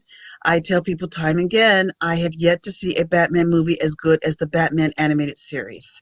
The Mm-hmm. Batman animated series to me was what Batman to me what I thought Batman should be on screen, and they have not mastered that yet. No, no, no. They want to stick with this whole New postmodern 52. New 52. Let's be dark and gritty because Yeah, it's cool because we're too cool for school and all that kind of BS. I can It's like never it's take. like I it's can like never I take want the to be comments whenever no. time I see anything from the New 52 style of DCAU and how people are raving over them. I'm like, you guys just. It's like there are times I want to throw in the comments saying, "You guys disgust me." Mm-hmm. Especially, It's like especially when it came to Gods and Monsters. As much as I like Gods and Monsters for its own little take for the Trinity itself, I'm exactly. like when It's an people were alternate universe. praising when they were praising Mexican Superman, I was like, no, you should not be praising Mexican Superman. I did like that Batman was a vampire in this universe. I thought that was interesting. Yeah, it was Kurt Langstrom basically Man Exactly. Bat if he was a superhero. Hmm. Vigilante. Sorry, let's be PC about this. He was a vigilante. He didn't save anybody. um, um, but go ahead, Lady of Valor. I want to hear. oh, I was just going to say real quick. Do you all remember the final episode of Justice League Unlimited? I think it was called Destroyer. Yeah. Hmm. It was a two-parter. Do you remember the very last scene of that episode where, When it showed all of them running down the stairs. yeah, I love that moment. I also said, first of all, that is how, if a superhero film is coming to an end of its series, basically, I think that's what Endgame should have been. I Hmm. feel you should end the show, even if you know certain actors aren't coming back or whatever. But you should, I like that because it ends on a high note, which is the heroes in action, not somewhere Hmm. sulking or taking a vacation or someone died. I love that. And I said, now that's what Endgame should have been. That's what it should have been, because even if it is the end of an Basically, it era, should have at least repeated. it It ends should. with action. Yeah, it should have repeated Age of Ultron at the Yeah, end. Yeah. yeah, Oh yeah. exactly. I agree with I you. like. Exactly. And I like how that final episode too brings it full circle because it ties into Batman Beyond. He says, Hmm. "You're getting soft in your old age, Bruce," and then Batman says to him, "Well, don't you have a tall building to leap?"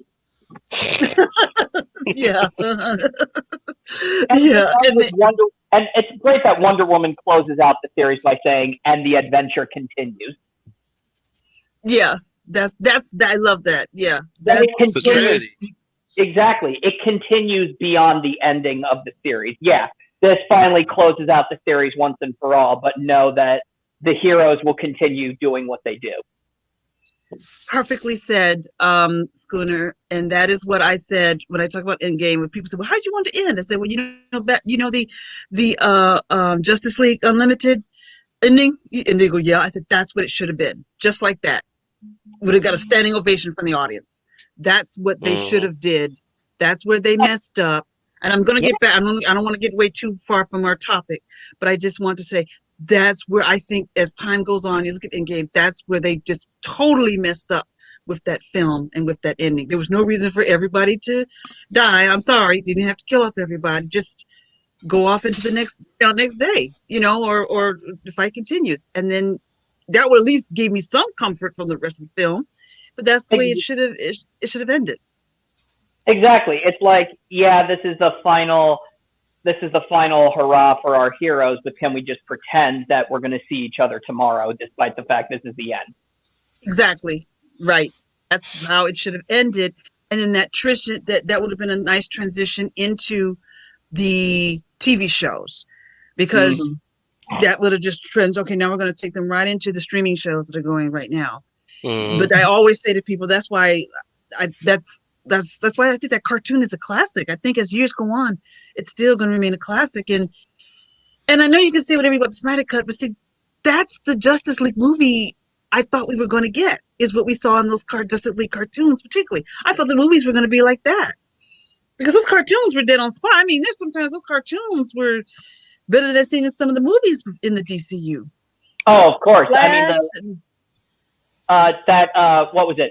That whole basic, the justice, what was it? The question authority, panic in the sky, flashpoint, that right. whole final arc in season 2 was one big story. That's a movie in and of itself. I mean, Hmm. when the Ultimen come into the Watchtower and you get all these great cameos from the DC heroes, as they're all just, working together, kicking butt, fighting off the threat. I thought that was amazing. Like you said, and that's very simple. That is what the people at Warner Brothers that do not know what the devil that they're doing. They should hire us or the Schooner Commander. They hire one of you, because they have no idea how to deal with these characters. They just throw it on the wall that sticks. They don't know what makes They the basically need superhero idea, film work. man. Mm-hmm. Yes, they do. They do. They need idea men, and they need men and women, I'm okay for the women out there, not leaving anybody out, that, but most of all, Commander, that know these characters, that know that world, that know what works in a comic book, and to stop underestimating the audience and the fans and writing this stuff and talking down to us like we have no common sense whatsoever. That's what they need to make those films. But that's why the film portion of the DCU is iffy for me, because it's like they're not getting it. They're not getting it. Either if they don't know how it works, if they never read a comic book, then you find people who do. And then you Hmm. bring them in and you say, look, I don't know how this works. You know how this works. Write the story out and we'll do the rest. We'll do the casting, production, marketing. We'll take care of all of that. You just give us a good story. Because hello, fans will go see. You want to make money, right? And how can you make money if you don't get the customers what they want? And so that's what they're not getting. Or like Troy Or Pacelli it's brought like out in his comment. they don't want to do it. They don't Yeah, want to do it that way. You got to like it the way we make it. exactly. Hmm. Exactly, Scooney. Exactly. Like Troy said one time, they're trying to slave for two masters. They want to get the money from us, but they want to please the Twitter mob, because they think the Twitter mob are the ones that buy the merchandise and go to the movies. But 9 times out of 10, those on the Twitter mob do not see these movies, read these comics, watch these cartoons, or know these characters. They don't. But they're trying to please them instead of pleasing us, the Just fans. some guy's recent video hit the nail on the head, definitely on that front. Like, he asked, what woke person is buying these comics? Mm-hmm. What person is buying, what kind of person, like their demographic is buying these comics? Because they're not. They're either they just like the idea of said comic. They don't read these comics whatsoever. Well, that's They also unfortunate. That's also unfortunate too, because up until I want to say Flashpoint Paradox, the animated movies, up until Flashpoint Paradox, in my opinion, was the last best DC animated movie. I think you're Uh, right. Yeah, we I think you're right, had, I think because we had, sorry, Leia. go ahead. I think we had, did we have Under the Red Hood after that? No, after Flashpoint Paradox, Was we had War? was it, because I thought that came before. Because Flashpoint Paradox was when it stopped being all independent. These independent movies stopped, and that's when they started to do. We're going to do a shared universe. Yeah, we're now finally gonna worry about continuity. Yeah, Unbelievable. which I thought was just so stupid because everything was going really good up and each of these movies could be their own standalone universe, and they were amazing just by themselves. I could stand another Green Lantern movie that's not related to First Flight or Emerald Knights, because I had no problem with Emerald Knights after First Flight.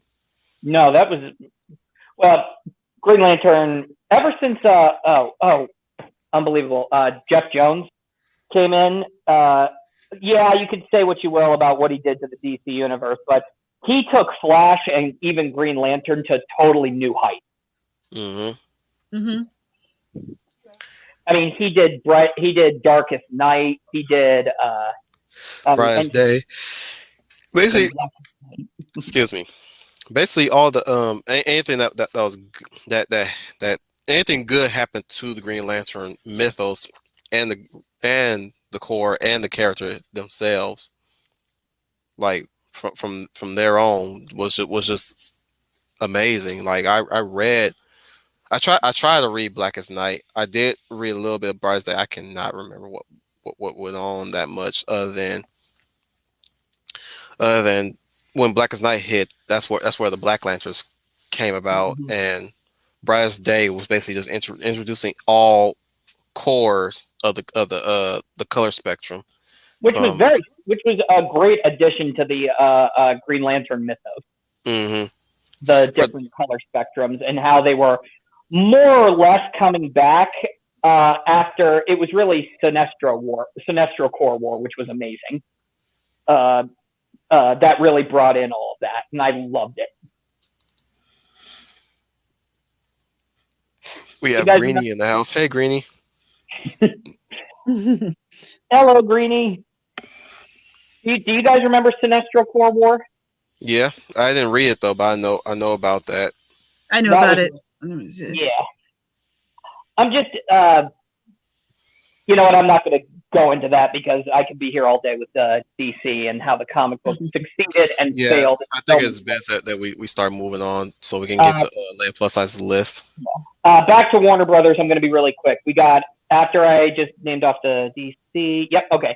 Animaniacs, Beetlejuice, Freakazoid, Pinky and the Brain, Tiny Toon Adventures. Let's see, Bobby's World, Beast, Haha. Beast Wars, The Real Ghostbusters, The Extreme Ghostbusters, As was uh, mentioned in the comments earlier. Men in Black, the animated series. I love that cartoon. Yeah, Good Sally one. mentioned Yes. that. Mentioned those two, and Big Guy and Rusty and the Boy Robot. The Tick. I love The Tick. The dweeb, blah blah blah blah blah. Blah blee, blah blah blah blee blah blee blah blah blee. I'm trying to scat, by the way, because that's basically what that was. I was scatting. Do you guys remember that one show, Road Rovers? Oh yes. I loved Road Rovers. Now you know how I got into the furry community. Really? That was the show Not that did really. it? Not really. It started with Robin Hood. Oh, okay. Oh, The yeah. that version of Robin Hood. Then got into Biker Mice from Mars to Star Fox 64. Nah, Star Fox. Still love Yep. that game. It still holds up after all these years. Let's see. Oh, Jackie Chan Adventures, Shaolin Showdown, Beast Wars. I love Shaolin Showdown. Shaolin Showdown. Shaolin Showdown. Love that one. Let's see. I think Spoon. Dennis the Menace. We all love Dennis the Menace. For those who are not in the know, there was actually a '90s Dance the Man's animated series. That I still love that opening theme song. Da da da da. Dennis the Menace. Da Yep. da da. Dennis the Menace. I still You love know, it. I still to this day will not get why they call him Menace. He's actually not that bad. People say Dance is bad. My mom even said Dance is bad. Dance is not that bad. You know who's really bad? Junior from Problem Child. Oh yeah, he's evil. Or Bart Simpson. Bart Yeah. Simpson. Yeah. And everybody says they And want Bart to take. Simpson's a parody of Dance the Menace. Mhm. But the thing is, Dennis isn't. He's not a villain. He's what is it? He's a victim of circumstance. He doesn't leave well. He's like Curious George, except if Curious George caused property damage and destruction. hmm Yes. Good way of describing him. Yes. I agree with that. Because It's Dennis a doesn't. misleading title. That's what I'm saying. It's a misleading title. But that's the funny thing. Everybody loves Dennis, but Mhm. that's only Mr. Wilson hates Dennis. Yeah. And even then, Mr. Wilson doesn't. I mean, even in a few highlight episodes, Mr. Wilson even says, "I don't hate Dennis. I just think that whenever something goes wrong, it's like, okay, Dennis is the one to blame. I don't know how, I don't know why, but somehow you're responsible." Yeah. The movie definitely. I love the live action movie. Oh, Love it. with Walter Matthau as Mr. Wilson. Yeah. Yeah, that was Can I say, actually. I will say this. I nearly cried when Dance really there's that one scene where the flower dies Mm-hmm. and Mr. Wilson really lets him have it and Mm-hmm. like and Dance just goes out of his way to make it right because obviously he would Dance found out that Mr. Wilson got robbed.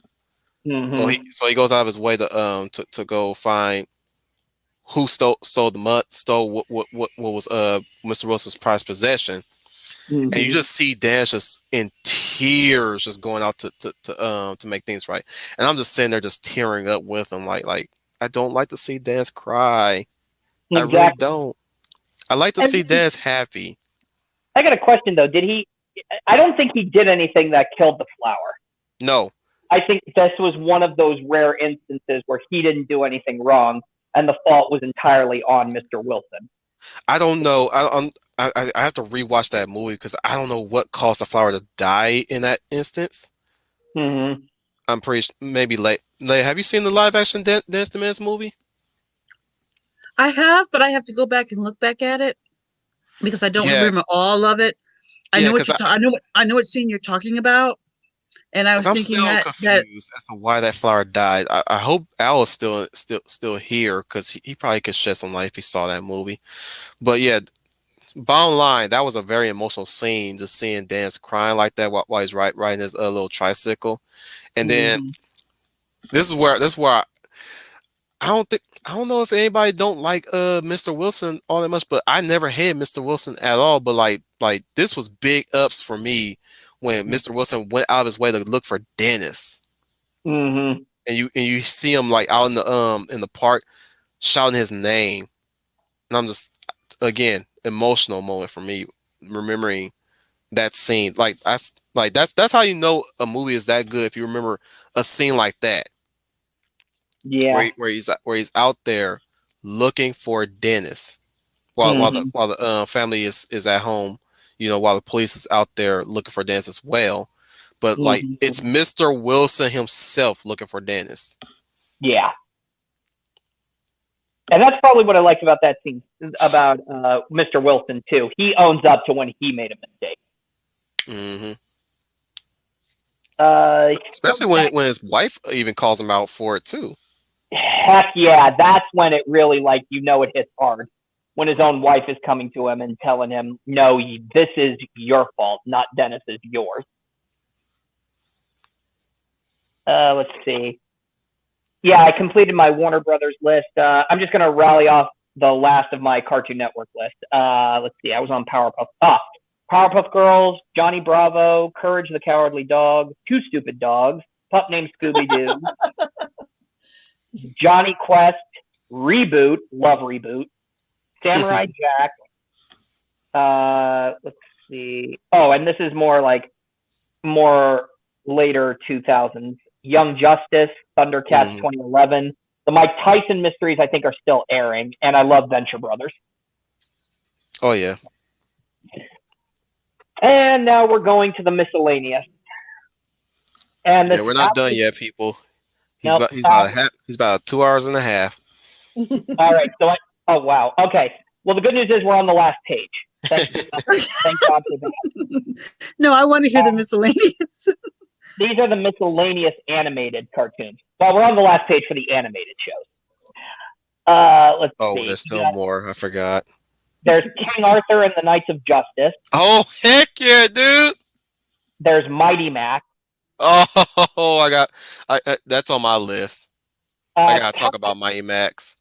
have you ever heard of the show called Captain Simeon and the Space Monkeys? Heck yeah, dude! That was That another gateway to the furry fandom. that is, I don't know. I just love the sheer absurdity of it, and that's It, probably. I just oh, Leia, have you heard of Captain Simi and the Space Monkeys? I have. I did not watch it, but I have heard of it. And a lot Oh, of the comments. Sorry, I'm very sorry. I have heard of it. I heard of the cartoons that he mentioned earlier. The King Arthur Knights one was one of my. Captain Simeon and the Space Monkeys. It always end off like a monkey cry at the end. I like how the bad guy in that show is basically a black hole. Yeah, And he basically is like, I want to be a black hole, a full black hole, so that I can consume the universe, then remake it in my image. they made him a joke for a while too because they kind of I think what happened was one of the monkeys that messed him up a bit, and so Mm-hmm. like he would have some sort of weird illness every time they reintroduce him. Like sometimes he'll have hiccups, Mm-hmm. or another time he'll have he'll sneeze, he'll have a headache. And he'll also have tummy aches and something like that. Yeah, he was like this eldritch god something, and for some reason he had human diseases, and he had a monkey that actually can launch his brain I'm out of his convinced out of that his show was cranium. made. was there to sell toys because it was Like all like, shows were. yeah, it was basically Teenage Mutant Ninja Turtles but with monkeys. In fact, one of the monkeys is literally named. He's a spider monkey, but he's literally called Spider. Yeah, yeah. His name's Spider. I thought that was funny. Let's Hang see on, what else. I'm looking up images so everybody knows about this show, so that they can see what we're talking about. Well, I'm just saying, if you're fresh out of ideas, I could totally see Andy Serkis in a Captain Simeon and the You Space funny. Monkey. Oh, come on, let's make a You Captain Simeon and funny. the Space Monkeys movie. You's funny. All right, fine, I'll let it go. I mean, Oh no, I thought that sounded logical to me. I mean, it's exactly. logical, but he's still funny. Hmm. But you're still with me on a Gargoyles movie. Yeah. Yeah. Okay. I'm just gonna finish He's off this. but he Schooler's but we are in agreement there should be a Gargoyles movie. Okay. No, I'm just saying you can do a Teenage Mutant Ninja Turtles movie. Gargoyles is clearly is a movie you should make. So let me list off the absurdities that happen in this series. By the way, Hmm. so again, we have an eldritch god that has human diseases. After the apes screwed him up, I forgot how. It's absurd. It's very silly how they screw him up, and he's still the antagonist, mind you. Hmm. We have another monkey that can launch his brain out of his cranium. He also has machines that operate on brains. He has guns that are operating with brains. Mind you, the brains can move by themselves too. And when he gets Yep. pissed off, he blasts one of them and replaces it. He'll even Hmm. say, "Bad brain, bad brain." We have we have the crew, the main characters. We have a gorilla that has that has a split personality. Well, not No, that's necessarily the split orangutan. personality. That's the orangutan. Yeah, The, no, no, yeah, the Doctor Splits, literally Doctor Splits, and a orangutan with a split personality. So when every time you change personality, you hear this sound, like a bouncing sound. yep. Then when he reverts back to his smart, it goes. It has this little sci-fi sound. Try to get a picture where all the monkeys are together. But we have a kung fu female monkey that has this nice little fitting cat suit, That is the on again, off again love interest of our main hero. right? Who's also a dumbass. Excuse me. Yep. Yep. He's kind of like the he's let's be kind. He's kind of like the Mal Hmm. from Firefly. Basically, yeah. The He's a gorilla, proto Mal. He's a proto Mal. yeah. The gorilla is a hothead. So like when you piss him off, he used to what the heck? How did the link repeat itself? Okay, that's weird. Oh no, that's a broken link. Don't click on that. Broken link. Don't go to the broken link. I can remove Duly it. noted. Nope, I can't remove it. Sadly. Anyways, where I started? Oh yeah. So The monk, he, the he he's ki- gorilla. he's kind of a softy. He's kind of like the cowardly lion.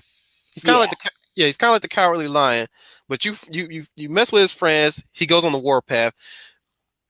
Later on in the show, he becomes this big Uzaru ape when you piss him off. Hmm.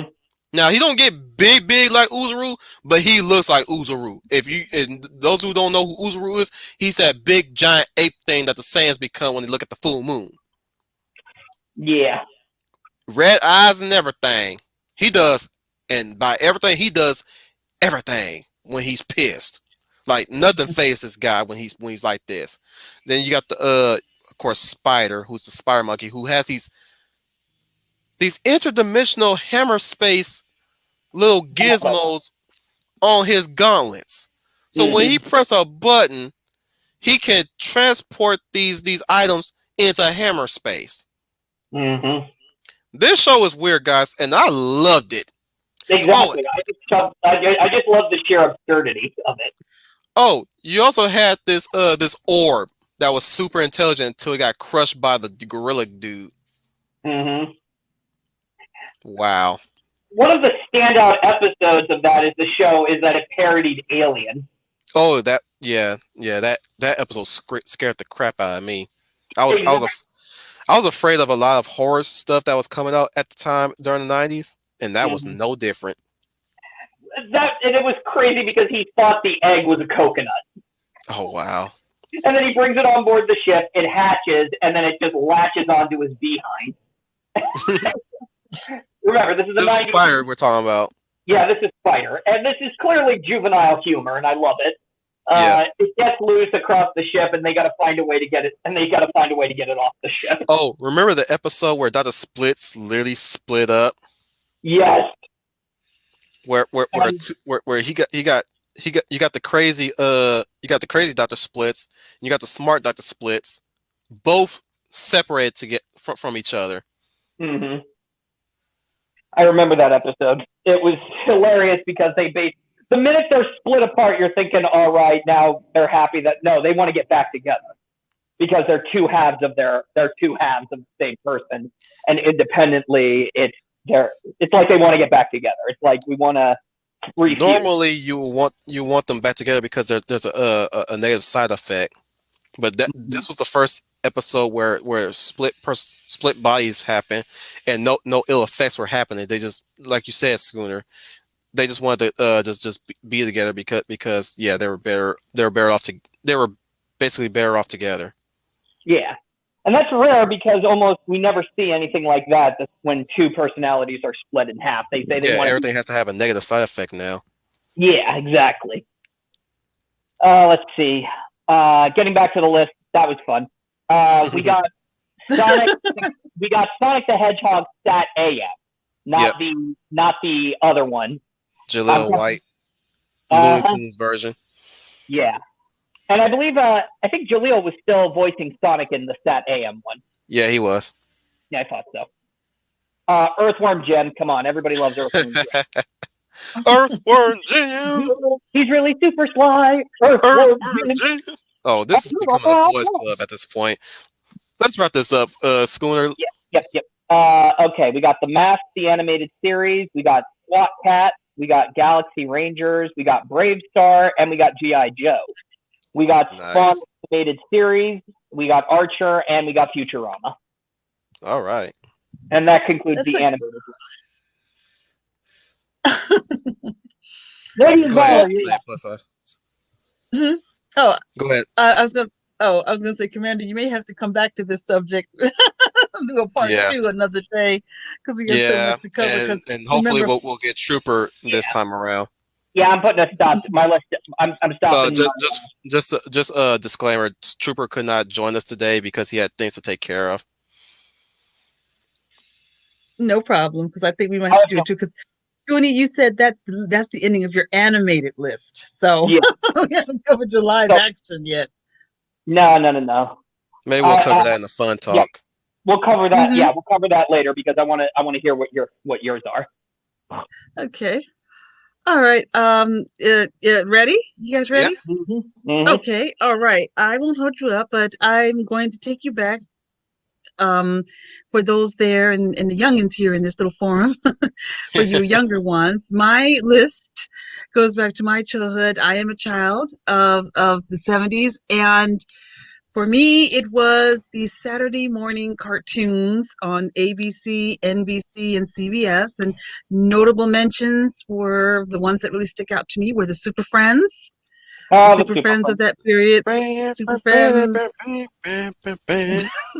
Yes, that was a must-see. So that's why I often tell people. For us youngins, we caught reruns of these shows.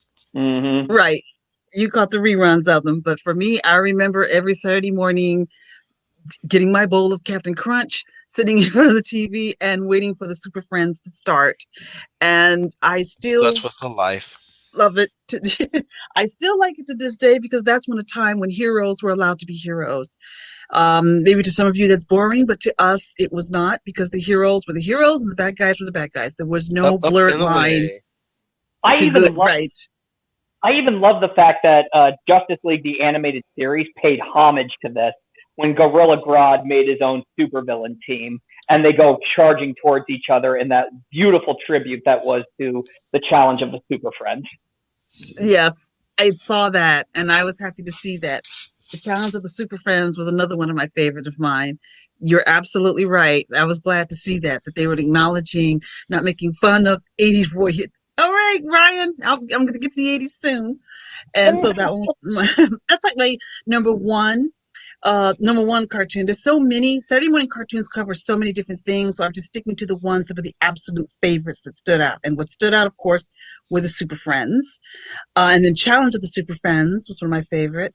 Another notable favorite of mine was Schoolhouse Rock. I used to Ah, love to watch. I can Mmm. Schoolhouse Rock. I can there we go. still sing every I'm just a single. bill, yeah, I'm just a bill, and I'm sitting here on Capitol Hill. My favorite was Interjection, the one, so when you're Oh, happy, hooray, you're sad, oh, you're frightened, eek, you're mad, rats, excited, wow, glad, hey, an interjection starts a sentence right. You'll remember every single I song. like That one, I like the one where they count by fives. I think, yeah, the one that count by fives. The multiply by eight. yeah. Uh, of course, conjunction. Good. Who does not Who love does conjunction? every Yeah, time I say exactly. Conjunction, Schoolhouse. junction. What's your function? Go ahead, Leia. That and the song about a bill. I'm just a bill, Mm, a bill. I'm sitting here on Capitol. Everybody knows when I say Schoolhouse Rock, I say that. There's a song about they go, nouns. oh, They're yeah, that's nouns. you know You they're know, they're now. nouns. Yep. You know, that one everybody like. And I'm gonna one is called put you on Verb. pause real quick, Leia plus size, because Neil Star Productions has graced us with an intro. Oh, Sure, All right, all right. Let me clear my throat real quick. let's do it. The brilliant star that shines through the night, the heroic persona that resides in your soul. Rise, Armand stands before you. Rise, Armand. Rise, Armand. Xing Hu, Xiang Hu. Rise, Armand. Rise, Armand. Rise, Armand. Kai Shi Hit Kick Pow. Rise, Armand. he is the riser man. Sorry about that ending finish. I'm a bit tired today, guys. I did a little quick workout this morning, so I know I usually Okay. put a Oh, little I want. oomph at the end of that. Go ahead, Leia. Oh, okay. No, it's still fun. Well, let me know when you're ready to go, Wolf. If you're tired, but I'm not gonna hold you up. No. Uh, I still got energy in me. I'm just saying, like you guys know my usual energy when we do this stuff. yeah, I'm especially when you do that introduction. Yes, yeah. yes. So yeah, Maybe yeah. I should know we? I usually put oomph on that, but like at this moment, like yeah, I try. Yeah, excuse me. what, Go ahead, Leia. what was yeah, I was at Schoolhouse Rock. Well, my favorite was Interplanet Janet. She Hmm. was I love that one. It was Interplanet Janet. She's a galaxy girl, a former sis from a future world. She travels like a rocket with her comet team. There's never been a planet Janet hasn't seen. There's never been a planet Janet hasn't seen. A lot of people don't like that, but that one was my favorite because Interplanet Janet was this girl who was a space rocket, and she taught you the 9 planets in the solar system. Right, So right. that was my personal favorite because I was so into science when I was a kid. So that one was my Oh favorite. yeah, I remember taking a trip to the science center twice during Yeah, elementary. good elementary. Yes, and that one was my favorite. Another honorable mention would be the Saturday weekend special on ABC, and that would encourage you to read because they would make Hmm. cartoons or live action movies out of famous books, and I loved that one. So And then one honorable mention is I like the live action shows from that time period, and I know they had the Shazam Isis Hour, and Mm, Isis was one of my favorites on that show because, and that was the video that I sent you, Wolf. You can look at later that references right. Isis, and she was this school teacher, archaeologist, and she finds this magic pendant in the desert. And every time she puts the pendant on and raises her hand to the sky, she says, "Almighty Isis," and she gets the power of the Egyptian god Yeah, that sounds Isis, which familiar, actually. gives gives her power to control the elements, fire, water, earth. And when she's not Isis, her secret identity is, I love the fact she was a teacher, because most of the days everybody, now when they have female heroes, they got to be a cop or a spy. She was a teacher by day. And I thought that was cool. I like the fact that she was an educator. I think an educator has a lot of power to educate. And I was Hmm. all right with that. I was all right with that. Be I love that careful she did there, that. But Leia. Remember who educates nowadays. Yeah. Sadly. who educates nowadays? Are you talking about the SJWs? The teacher, the Yeah. oh, Well, at well, least we still got the back prophet and sounding raver. right. But back then, ISIS was not what people was not what Yeah, SJWs I'm considered joking. strong. I'm joking. Well, But I the get you. name ISIS now has a very negative connotation to it, Yes, Unfortunately. sadly, which that's is why I why don't bring it up too much. they had to change the organization in Archer because remember they were once called ISIS, and then they had to change their name. Oh boy. Yeah, that's why I don't see it too much because of the name and sadly the sad connotations. But it was a live action hour, and it had Shazam, which is another one that I like to watch. I love the live action show of Shazam, which was a Saturday morning cartoon, which I think was true to the comics. See, back then, heroes were heroes, and after Mm-hmm. each show, you learned a lesson out of the episodes where, yeah, you get the show, but at the end the hero would talk to us, the audience, and tell us, this is the reason for this and that, that's what I'm used to. Heroes were heroes, and like Professor brought up, the aspirational hero. So Mm-hmm. those are my cartoons of the '70s. Now, And if you're who's going to go more and aspirational than Billy Batson? absolutely, yeah, I feel, yeah, that's why, to me, I did not like the Shazam movie. A lot of people did. I didn't at Neither did all because I didn't. they I didn't. I'm sorry, Leia. Let me rein in real quick. go ahead. So yeah, I can agree with you there. There's something to dislike about that movie. But um I did like Zachary Levy as Shazam. I did I not didn't like the either. kid who. No, I did like him. I did like him. I didn't like his character. Mind you, I did not like his characterization. I rather Hmm. he would have been the proper Captain Marvel Shazam from the comics where he acts like an adult and not stay Hmm. like a child mind. But I can imagine Zachary Levy given that gravitas of the comic book accurate Captain Marvel. Yes, I'm saying that now. I don't care. I don't care the distinction right now. Who cares about distinction nowadays anyway? Since words are being loose now. But Mm-hmm. anyways, Hmm. what I didn't like was the way how the kid portrayed how they portrayed Billy Batson. Yeah. As a matter No, of I fact, agree. as a That's matter what of made fact, me a fan of the show. well, here's the thing. If I were to do a rewrite of the Shazam movie, I would have had reversed the roles where Billy Batson is getting adopted to this family, and all these families are cynics. Yet Billy is the optimist, Mm-hmm. where he's the one who's like he's still hopeful, looking for his real mom at the same time, but at the end of the day, he's looking out for Freddie, even though Freddie wants nothing to do with him. He watches the little black girl. I forgot her name. He helps the little Asian boy. Turn the stereotype on his head with the all Asians no math and all that stuff. He helps the Asian kid with the math. You know what I'm saying? Stuff like that. Like he interacts positively with the family, specifically with his adopted siblings. You got now. I won't change anything with the parents at all. It's the kids that will be the one that are kind of cynical. You know what I'm saying? Mm-hmm. Hmm. I'll keep the parents like cheerful. You know, the adopted dad. He's I can't change that guy. I like that guy in The Walking Dead. He's cool. I know you're talking about. Yeah. Yeah, Uh-huh. he's like bruh. He could be freaking he could be Tony the Tiger, and I still like him. Hmm. That's who I was hoping he would be. Actually, that's who I was hoping he would be. But I digress. But yeah, that's how I would have rewritten it. I would have Billy Batson playing Billy Batson, hopeful, aspiring, aspiring, and always like looking out for the little guy in that Hmm. regard. And that would have made more sense to where the magician, sorry, the sorcerer, no, the wizard Shazam saying, "You protect your heart." When I heard he protected his heart in the movie, I'm like, when? Yeah, At what time? Come on, we you. Oh no, yeah, we could pause this movie real quick and rewind this movie. When did he do that?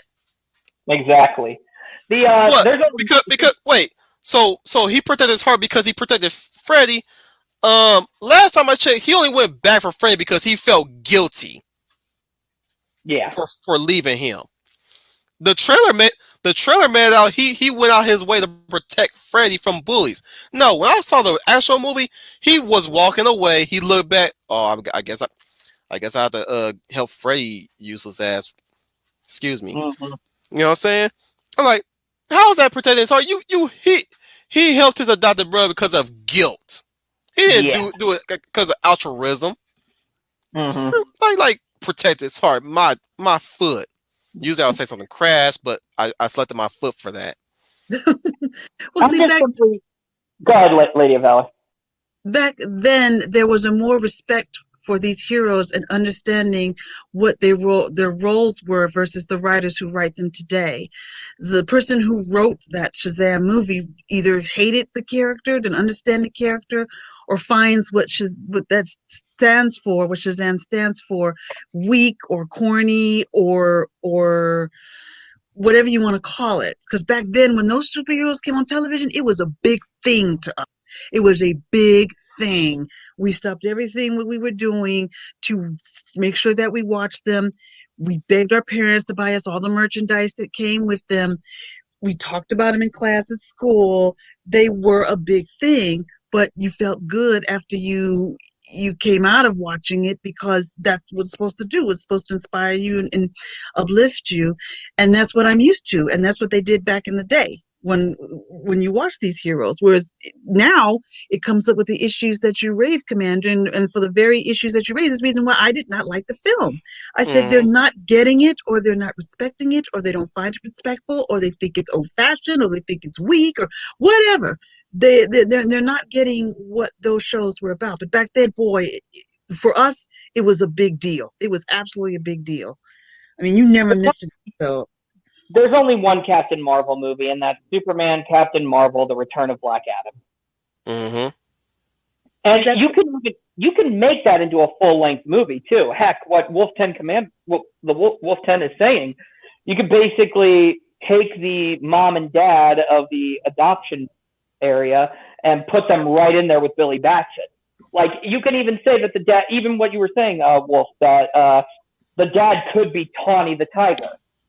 In fact, he could say that I like his upbeat spirit. You got it. You got spirit, Captain, and he even calls him Captain. Mm-hmm. And that's his nickname. He says that's why you're the captain. And the conversation with Superman, you could take that sequence out and make it be Tawny who's talking to Billy. Billy is basically saying, I sometimes I wonder if it's all worth it. Sometimes I wonder if doing all of this is really the right thing. And Tawny could say, yeah, it's hard, but that's what good is. It's supposed to be hard. Bad is easy. And what Mm-hmm. happens if right? and he basically says, I mean, there's got to be somebody out there who carries the faith because somebody's got to do it. And Billy says, I don't know if I want to do it. And then Tawny could say something like, well, it doesn't really matter because you're carrying it whether you know it or not. And that's the message they're not getting with these films now. For the exact reason you just said, they want to think the opposite. that good is hard, but this generation wants to say it's too hard to be good. It's easier to be villain, wicked or bad. That's much more cooler. But that's not Yeah, the purpose of it. it's that postmodernism disease. Yes, it's a disease that is really messing all of this up because postmodernism is just basically saying look at everything through a critical lens and not even look at it through a critical lens, look at it through a negative lens and always find and pick apart what's wrong with it. And then you come and then say, well, then this institution was never good. And I'm like, that's, why do you want to look at it like that? Why do you want to feel that way? Because it's hip and it's cool. And I say it's destructive and it's depressing. Yes, Goonie, because I think I Makes don't you know if it was you who it brought makes this you up a couple hate of the weeks world ago, more. and that is But why the suicide rate is high. Yeah. That yeah, is why let I me think I don't know if you add heard. into that Yeah, real quick. Yeah, yeah, go ahead. I realized that, and I'm gonna use myself personally. I've had that type of mindset years ago, and I've noticed that a lot of um a lot of these postmodernists, or at least these so-called postmodernists, have this suicidal thought process and this defeatist mentality to a point where they want to end it all. Like you get. That's why I try my best not to get angry at the world, or at least angry for the sake of angry, because well, anger leads to hate, hate leads. Wait, fear leads to hate, hate leads to no, fear leads to Fear anger, leads to anger anger. leads to hate, and hate leads to destruction, which Stuff. means it's kind of like basically you're basically self-terminating because Mm-hmm. you can't handle it. Deep down they can't handle it. It's a whole lot of it's all lot of what's that word? There's a word for that. You know, I'm not gonna get I into got a it. word. I got a word That's for not it. what the stream is for. Go I got ahead, a word Schooner. for it. I call it juvenile. Yeah, that's one way of doing it. Let's sell for that. But grandstanding. It's kind of like a grandstand. Like you act as if you're above it all, but at the same time you want to be critical of it all, and then you want to actually be angry at it all, and then you want to end it all because Exactly. deep down you can't. Deep down you really can't handle. I'm not talking about you guys specifically. I'm talking about Yeah. them really, Yeah.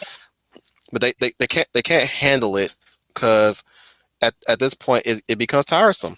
Hatred, anger, that becomes tiresome, and then you get that thought, you get that thought process of you know self Exactly. terminate.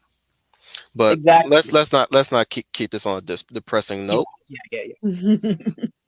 It's so depressing. It's just, and I'll move on. It's just showing you how today's writers of who the people who are the characters of these characters don't get these characters, and that's for the reasons that you just mentioned.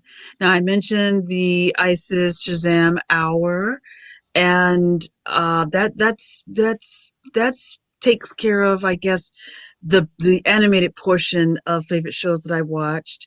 Now, for the live action shows, of course, there's oh, thank you, New Star. He's got it. I would say growing up, for me, um, it would be the Bionic Man and We'll Woman, go with that too, D. and Debbie Downer. The, No, the the Bionic it's Man and another Woman was one another of my word for two favorite TV arrogance. shows. I was looking for it was another word for arrogance that I was looking for, but I couldn't think of anything. But continue. Sorry, Leia. Well, I just want to bring up back also during that time, my little geeky years. I loved science fiction. This was around time Star Wars was coming out, and I love science fiction and fantasy. So coming up to the live shows, I would say that the Bionic Man and Woman. If anybody's too I'll young give not it to to know, you. you can look that up. But those were my favorite shows because back I'm then. familiar. All the girls was, you know what? I was not a big Charlie's Angels fan. I know this is a shocker, but everybody's No, into Charlie's Angels now. Was all I'm hearing a into it. lot about they were not really that big. There were no big Charlie's Angels fans. I mean, they a lot of people like to talk about the Hmm. I'm sorry, the movies. Mm-hmm. You know, Yeah, with Lucy Liu, especially. Cameron Diaz, Debbie, Drew Barrymore. But Mm-hmm. Mm-hmm. does anybody really like the movies? Like I like them for what they are. me Okay. too. Oh, well, I I like the like first them one for what. more so than the second one because first one I enjoyed because I thought it was fun. So I took the first one. I said the girls are having fun, so I thought it was Mhm. fun. Like you said, it was a movie where you left your brain at the door and you rode with it. And I think for that part, they did a good job. I like the fact that they weren't carbon copies of the TV show; that they were their own characters. But after that, I Now, kind of fell out of it. now I will give a nitpick, and this is a nitpick for the second movie. There was too much Go ass on. slapping in that movie, Yeah. more than I can handle. Surprisingly, like every like what 1 minute they're slapping each other's asses. Like you can play a drinking game for how many ass slaps you get out of that movie. Even the girls are just like yeah, you could say they were Maybe doing one that in team the they first movie, but they only did like what in one scene. Yeah, you're right. But in the Um, second movie, it was rampant, even you to know the point where a dude slapped Dylan's ass. I'm like, you know what? what? We should have one stream where we're doing the drinking game on how many times somebody gets their butt smacked in Charlie's Angels Full Throttle. I guarantee you we will all be so hammered our mental faculties will be gone. You guys gonna have to get Troy on that one because I'm on sobriety. I'm not doing that one. Scooter's right about that. But I was not, because I know most of the talk has been about Charlie's Angels, even this generation that think they know the shows, but they don't.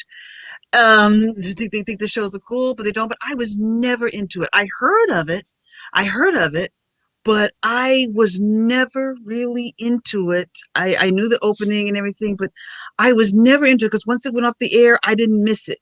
I didn't miss it or I didn't care. I was more into the Bionic Woman and Wonder Woman than I was into Charlie's Angels. So that's a confession because everybody's like, all women love Charlie's Angels. All women love that. Well, I'm one of them. Yep. You know, I'm not one of them. Name me All right, one. all right. If you're gonna Oh, say that, name me one woman. Name me one. can we admit too that when Wonder Woman spun around, we all did it? hmm Yes. I'm not ashamed of saying I did that. I'm not ashamed. I still do it. Oh, yes. Yeah, I'm mad that Gail Gadot would not do it in the movie. I'm like, well, that's not right. I Ain't don't nothing wrong expect with that Wonder Woman because speech. if Paige Jacobs is not gonna do that with that movie, that I don't expect Gal Gadot to do that. I don't think Gal Gadot No, really knows about that much. I don't think so I don't either. think she. So That I wouldn't really expect her. But if she did, then again, same token, I wouldn't really expect her to do it. But I expected Patty Jenkins to do it, especially she can't come out with Thomas on. She gonna do the original Wonder Woman, or at least try to be like the original Wonder Woman show. I'm like, no, you're not. yeah. No. See, that's the thing. If I was in charge of the DC universe of Warner Brothers, they're saying, okay, we're going to be doing a whole DC universe. All right. And if I was in charge of this, I would basically tell every single writer who's writing this, who's helping me craft this universe, I would make it mandatory to watch Batman the animated series, Superman, Wonder Woman, the live And the action. I would say watch these shows, watch them, and then craft. I I agree with Scooney. I would tell them take a vacation, find a cabin or a hotel or whatever, take copies. They're out there of the shows you mentioned, Scooney. But most importantly, also, and that's another show, by the way, I'm talking about it. It is on my list, the Linda Carter series, because the Linda Carter hmm series is classic. It was the first time Wonder Woman was brought to live action. We knew her on the Super Friends, but now here she was in live action. And you study that show before you sit down and start brainstorming your script, because again, back then they understood those heroes, Linda Carter and the whole team, and I've seen many accounts of her talking about it, understood that character and who she was. Diana Prince was not a man-hating warrior, and I feel that's what SJ Warriors want to turn her into. They want to turn her into that. No, she was not that. She stood for justice. She stood for protection. She her main weapon was her magic lasso. She didn't have a sword and a shield. She had one Mm-hmm. weapon, and that was her magic lasso. Everything else were her Amazon powers, or the powers that she could see from the gods. And then she wouldn't start whipping you down unless she had to. She would give you a chance Mm-hmm. to either surrender, or she'd give you a chance to give it up. And if you didn't, then she would have to take you out. Because I remember one scene in the first season, she's talking to this Nazi guy or something. He was saying something, I can't remember word for word, but she simply looked him in the eyes. She tried to give him a chance and said, "Well, it seems to me that you are not educated to the wisdom of women, and you must be punished. You must be punished," and just sucked that guy right out. And I love Exactly. I mean, just sucked that guy right out. But she listened to him and realized, well, I see that you are not going to be reasonable, so I see now you must be punished. She didn't kill him; she just gave him a good knockout. She Mm-hmm. knocked him exactly. out. Or in the case Exactly. of Luke Cage, tap on the head. But Exactly. Wonder Woman was also never cruel. There was a moment in the comic book when this one guy, I think he was a homeless guy, who basically Wonder Woman's talking to him, and he says, I don't deserve to be gazed upon by somebody like you. Why are you talking to me? Something like that. And she quotes she says, because the goddess Aphrodite, says that all people deserve, compassion. Yeah, yeah, And yeah. that's something that's true to Wonder Woman because she followed the teachings not only of the Amazons but also of the gods. Exactly. I agree. And that's something that the movie missed. The movie missed about that is the compassion that she had. She's supposed to represent, and I think Steve Trevor, and I also liked how the show did the romance between Trevor and Diana Prince, or Diana Prince falling in love uh with him on the show. Because yeah, Trevor could take care of himself, but she was strong, but her femininity was never sacrificed. It was never sacrificed. She was always Mm-hmm. happy, and most of her motivation was to protect Steve Trevor because she was falling in love with Steve Trevor. And she said if she didn't know what it was, but also it was to protect him because she was in love with him as well. Because when she see him and she was around him, and He never talked down to her either. never, yeah, yeah, And vice good. versa. Mm-hmm. Yeah. In fact, I can't remember the speech, but it's a good line. Steve Trevor described how he sees Wonder Woman, and he says she's the best representation and qualities of a woman and the strength of a woman and what is female. And it's never offensive, or it's never to back away, but it's what Doesn't makes talk all down women on her. beautiful. Yeah. He doesn't. He never You did. know, I think I can sum it up perfectly. It was an adult relationship. Yeah, exactly. And see, here's the thing.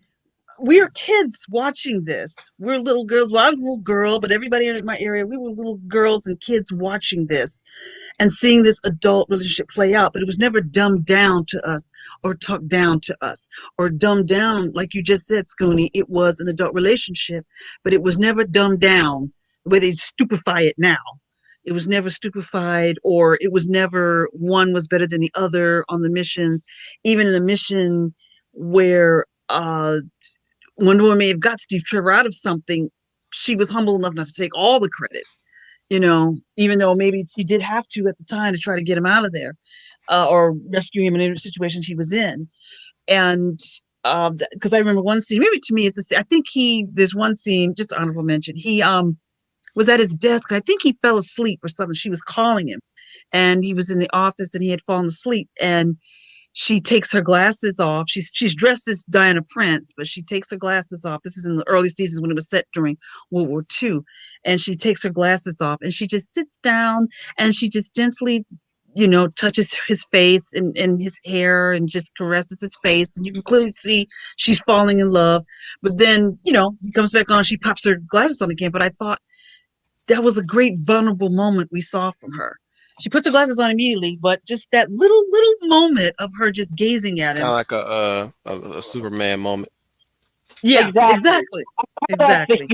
I call that the humanity moment of the DC universe, because this is the difference when they're comparing Marvel to DC. They say Marvel heroes are normal people trying to become gods, whereas DC is these are gods trying to be mortal. Right. Yeah, And, that's a good. it's that humanity moment that I always love seeing in the DC universe. I agree 100%. I You agree, want and to know what I that's miss? What'd you miss? What do you miss? good. I miss when male and female will be together in a scene and they like grand entrance Mm-hmm. when they have a grand entrance or a grand escape. You I miss how they did it in their own way Yeah. versus nowadays the guy is falling on his ass and the woman's landing on her feet. Excuse me, sound engraver. I didn't mean to say it. Say it. Hey, oh hey there, sound engraver.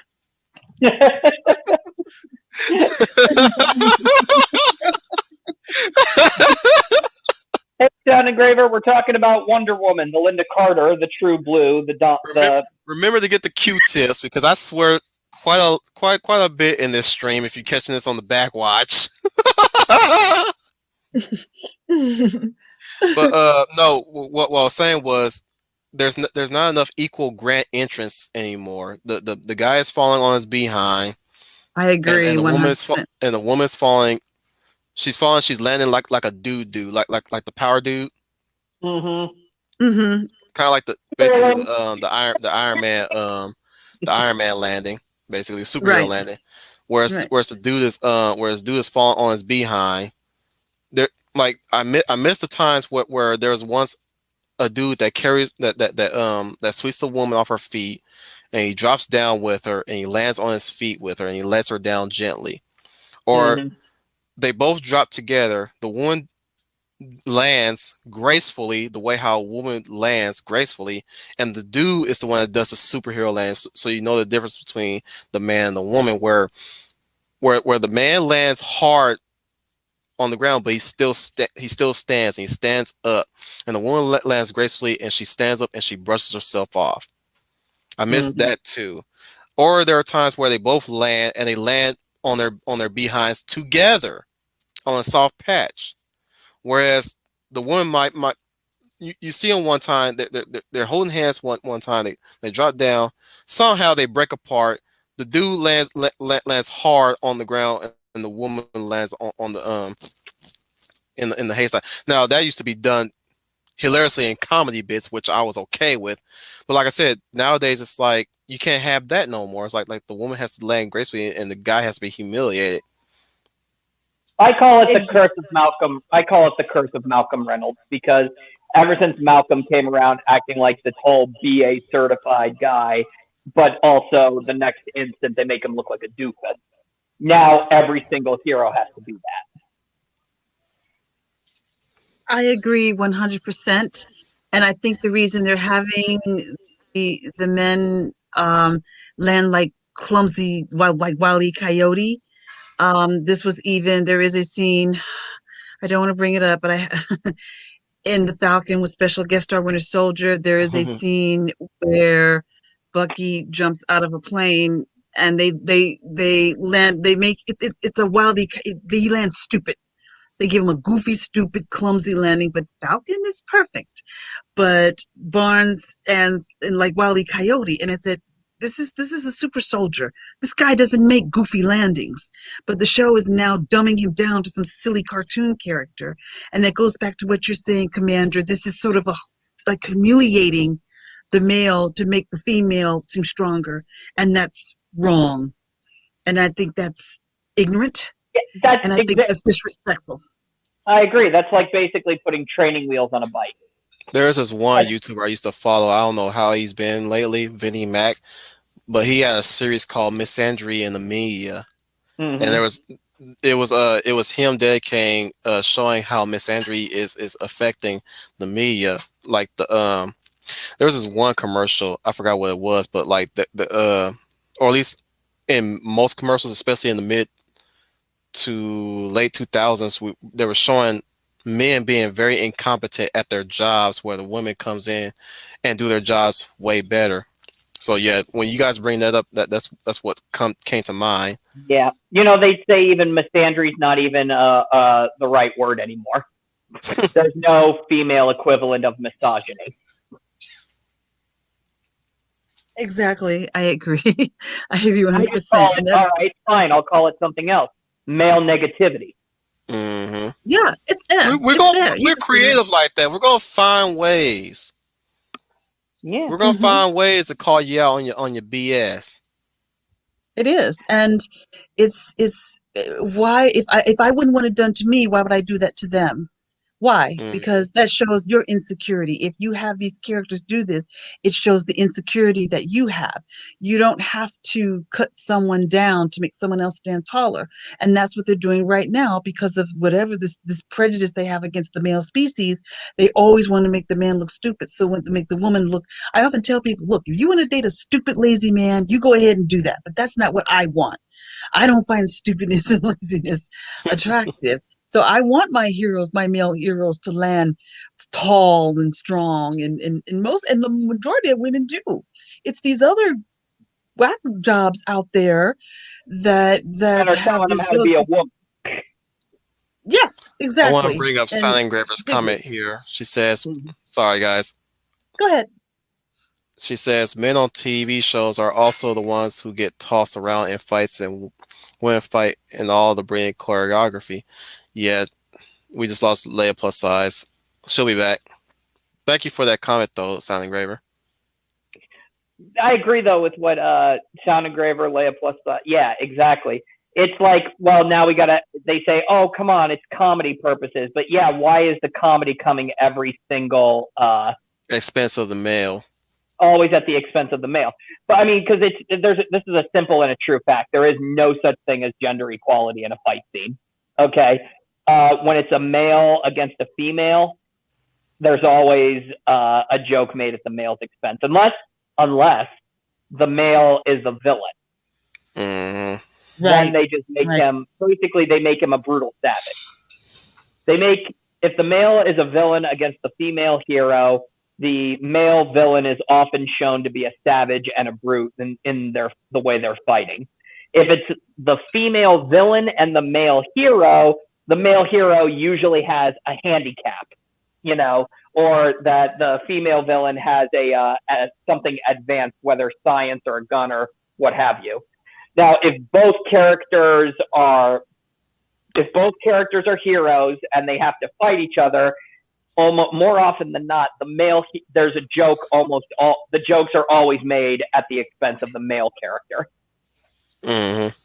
I totally agree. I see a whole bunch of it lately. Or Yeah, yeah, yeah, I'm I seeing a mean the whole one bunch of that or came the. right. Go ahead. Lay a plus size. Well, I was going to say, in the fight scenes that you have, I think about in Thor Ragnarok when Thor was fighting his I forgot her name. Allah. You know, yeah, Sister, fighting sister played by her Kate name slips Blanchett. my mind. Kate Blanchett. Really getting plumbled, losing an eye to her. Really, like this is the Thunder Yeah, God, and she wins even when he everything. Come on now. yeah, when he unlocks his power, his hidden power, he still can't beat her. He should Mm-hmm. have, but yeah, they weren't going to let that happen. So The that's a critical drinker made mention of that, but he was willing to get like call it a kind of a stretch because I'm willing to go by what he said, and I'm willing to agree with him too as well. That it kind of gets somewhat of a pass, somewhat, but yeah, that's one example you definitely did It gets point out. it gets a pass because it subtly avoids that issue. It subtly avoids it. Also, it does kind of, going by what Lead Plus Size is saying, it does paint an issue that people are afraid to watch. They think that people are afraid of a man fighting a woman. Mm-hmm. That they don't want to see a man, a quote unquote, abuse a woman on the screen. It's a fight, Mm-hmm. not a domestic it's not. dispute or disturbance. Those are two different things. In Yeah. fact, I even mentioned I like to always like to bring this up to Trooper about Atomic Blonde. He always make the joke about her beating a guy up with just her shoe. I'm like, oh, she does more than just beat a guy up with the shoe. The dude doesn't even go down because she beat him up with the shoe. Dude is still trucking along. No, Mm-hmm. she does everything within her abilities to take these dudes down. These are not like she punch a dude and he goes down. She don't Mm-hmm. kick a Right. dude and she goes down. She has to give him, she has to hit him several times to lay him out. Even the highlight of the movie, which is her fighting this one Russian dude, this big burly Russian dude, goes on for at least like about, I don't know, 30 minutes more, and she still Mm-hmm. didn't take the dude down. It took her ramming him into a car with her car to finally take the dude down. That's why Atomic Blind. I gotta give Charlize Theron this too for starring in this movie. That's why I'm like, that's one of my favorite female led movies of all Uh-huh. time. And why I was like I'll try to watch anything and everything that has Charlize Theron in it, because so far what she starred in hasn't got on my nerves. Like Mm-hmm. again, Mad Max Fury Road. That, as I said before, Mad Max may be a witness. He's still a character nonetheless, and it may have been her story, but it was still his story to witness. It was within his story to witness her story unfold. You know what I'm saying? He still let the story. Exactly. I mean, I also another one was Terminator 2, Judgment Day, when Linda Hamilton was going up against the T-1000, and she couldn't fight it, and it did not give her an inch, not even a second. You're right. I agree. Those are good examples. Even in Aliens with Ripley fighting the Queen and she still had to in the first movie. She had to, you know, outsmart the thing in order to beat it. And in the second one, she still had to put up a good fight to fight that creature off. You know, it Exactly. took work. It wasn't done in one blow. She had to she had to really do some work to take those aliens down. And And even that's then, when she's about to drop it down the airlock, what does the Queen Alien do? Grabs her robot and pulls her down with her. Hmm. right. Yeah. Uh-huh. Yeah. So she has to struggle. Those I do agree with you, Commander. Those are instances that the fighting makes sense. But these crazy nuts today, they don't want to do that. They want the woman to come guns blazing, able to kill everybody in the room at the one stroke. They don't get hurt. There's no blood on their face with no effort, and they just think that's empowering. That's That's an why I'm not empowering watching that moment. Kung Fu CW show. Screw that, man. I'd Oh, rather I'm watch not. Nope. David Carradine. I am not Nope. watching that. When I saw that trailer, I said, no, no, no. Mm-mm, I'm a warrior. I'm a mm-mm, warrior. mm-mm. No, no, no. Not watching that at all. Or Y'all saw my post about that in the geek group, right? When I said I'm so sick and tired of these one phrase Yep. lines in these trailers that tells me nothing about this show, let alone this female heroine. When I checked out the trailer to Luke Cage, I Mm-hmm. heard, oh What? baby, I like it raw. Yeah, baby, I like it raw. Shimmy shimmy And, yo, shimmy shama shama yay. You know what that song was telling me? Yes, it's Wu Tang, Old Dirty Bastard, mm-hmm. which was telling me they're probably gonna sample some Wu Tang songs in this show, which I'm game. But it tells me that Luke Cage is in the Bronx, or at least where was he in that show again? Harlem. He was in Harlem, which Mhm. means it's gonna be raw, it's gonna be dark, it's gonna be dirty. You know, his hero Yeah, job is not gonna be clean. Daredevil was Hell's Kitchen. Um, Iron Fist was he was in the main city, I think. Yeah, And yeah, Luke Cage is in Harlem, and I don't think the Bronx ever got covered because the Bronx belongs to no, the Bronx belongs to uh uh um Steve Punisher. Rogers. Oh, Steve Steve Rogers. Rogers. And Or was where was Spider Man? Queens? Yeah, Mhm. I Queen. think. Yeah, Mhm. It's always New York. Yeah. Yeah. No, but like you guys understand what I'm saying when I bring up the trailer songs, or at least the choice of Mhm. songs in these trailers. Whereas even even with Jessica Jones, there was never a music that's telling me, oh, she's just a woman Mm-hmm. fighting bad guys. It In the later case of became that. It later became that, but not in the first season. oh no, Mm-mm. the only thing that was like kind of slightly pandering was that promotional art that they used to promote the second season. Mm-hmm. Fight like a lady. Yeah. Oh Like yeah, That, when she was yeah. where she was in the bathroom and there's a spray paint say fight like a lady. It's like okay, that's kind of dumb. well, that's the thing. It was like what Sound Engraver was saying yesterday on her stream. They're not even telling you a story like what the story is anymore. They're now selling what they're basically what I will Virtue say Signal. this though. I will say Exactly. this. I'm just glad that the series Jessica Jones itself did not go down that way. Mm-hmm. Even though the promotion would, even though some of the promotion kind of focused a little bit on her being a woman in the later seasons, the season still kind of retained their writing. There was never no moment where we had to stop and get a lecture about how she's a woman or how this and that whatever. There was there is a theme, mind Mm-hmm. you, there is a theme. For the first season of Jessica Jones, it was about it was about recovering from addiction or recovering from an abusive relationship or recovering from a very traumatic experience, right? Mm-hmm. The second season was about uh, relapse Mm-hmm. in a way. It was about relapsing in addiction or in the case of reconnecting with estranged families. Yeah. The third season is Deadly Force. How much can you go about it? When as much is too much? In the case of Trish, and the effects of what addiction can bring about a person. So it still latched onto that theme of addiction throughout that Mm-hmm. whole season. That's why I'm saying like even though they had promotional work that focused on her gender in later seasons promotions, the Yeah. theme still stayed consistent. Mm-hmm. Same thing with Luke Cage. They didn't put this whole emphasis on the fact that he's being black at Yeah. all that much, or at least it's one thing I told my mom. The difference between Luke Cage and Black Lightning. Black Lightning wants to lecture you about the harshness of black folk.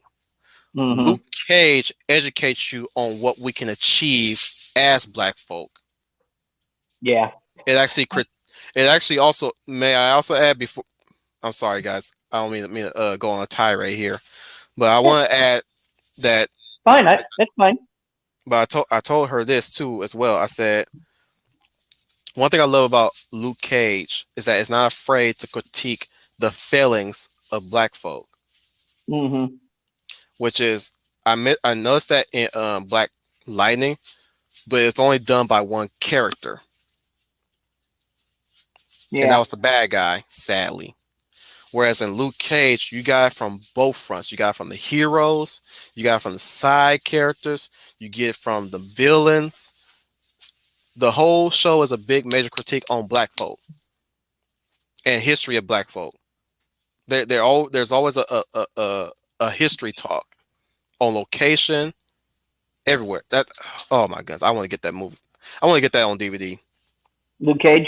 Yep, I want to get it on Blu-ray. I want to get all the Netflix shows on, even Iron Fist, because that was basically the last bastion of good or decent writing from Mm-hmm. the MCU. But I don't mean to hijack you, Let Plus Size. Go ahead. No, this is If there's interesting. anything else you want to bring up that was good before, because I know you're big on time and I want you to get your thoughts across and get your stuff out of the way before you start taking your leave. No, I was just getting my other notes together. Along with, well, I can put this in the same boat. Along with Wonder Woman, there was also the very classic Incredible Hulk TV show with Ah, Bill yeah. Bixby, which is still a classic. Lou Again, Ferrigno. and Lou Uh-huh. Ferrigno. Again, a show that even though a lot of us kids were watching it, um, it wasn't dumbed down because we were children, the way things are dumbed down now, or made it's stupid now, or made silly now. It seemed more like they turned the Incredible Hulk as sort of like little morality plays than maybe the comic book show. That's why I think you can bring the Incredible Hulk back today, possibly if you stick more to his adventures in the comic book. But Mhm. still, what they did, still, I mean, come on, who doesn't love when Dr. Banner's eyes go green and then the Hulk is coming out and sit there and all Don't of us make me sitting there going, angry. You wouldn't "Yeah, like me I mean, when I'm exactly, exactly." And I don't know, what do you guys think? Do you think that anybody with the Avengers, Mark Ruffalo, did he embody Dr. Banner, or do you think the MCU ever got Dr. Banner? Or maybe there were just not enough Hulk Here movies and the there. way That's the Bill problem. Bixby did. It was here and there. when he wasn't being Mark Ruffalo, I thought he was being a perfect Bruce Banner. But then every so often, Mark Ruffalo would come out. Yeah, Yeah. that's what I mean by here and there. Especially Endgame really was the final nail in the coffin on his development, which you guys already heard my rewrite of how we rewritten his arc in Endgame. Yeah. Yes. Which is ironic because the high watermark of the Incredible Hulk was the previous movie, Infinity War. That Exactly. that was the high watermark. Okay, it was like, yeah, this I can see this I can see being Bruce Banner. Okay, and the whole Hulk not coming out, I thought that was great too. Yeah, a lot of And people it's like, complained about that. I was like, no, that's great I character I arc. I had to reel him in. This one person had told me like I didn't like how Thanos well on Hulk. I was like, but take this and take this with a grain of salt. This is movie Hulk we're talking about, not comic book Hulk. We all know comic book Hulk would probably thrash him Mm-hmm. Mm-hmm. easily, but Mm-hmm. that was basically it's a story. It's like what you were saying. It's going to, or at least I'm pretty sure you were gonna get to that. It was a storytelling technique to Mm-hmm. show the villain was actually a threat, a force to be Mm-hmm. reckoned with. That even the Hulk wasn't able to take him down. And the thing was one thing I was going to give one thing I gave hope to the customer that he and I had a conversation about. I said the least thing that they can do for the next movie is give us a rematch. That's Yes. what I'm hoping that it was going to happen. Like give us a rematch with him and the Hulk. That's what I No, thought too. no, let's give him a match with Captain Marvel because we gotta show that Captain Marvel's the bestest ever. You go, girl. And what kills me more than anything is that they introduced that fantastic arc that Bruce Banner and the Hulk, like when he says, Hulk, you and I got to work something out, it's finally the two halves coming together for the greater good and maybe, like Wolf 10 Media was saying, a rematch. But instead, what happened? Oh, it all happened off screen. And I'm like, no!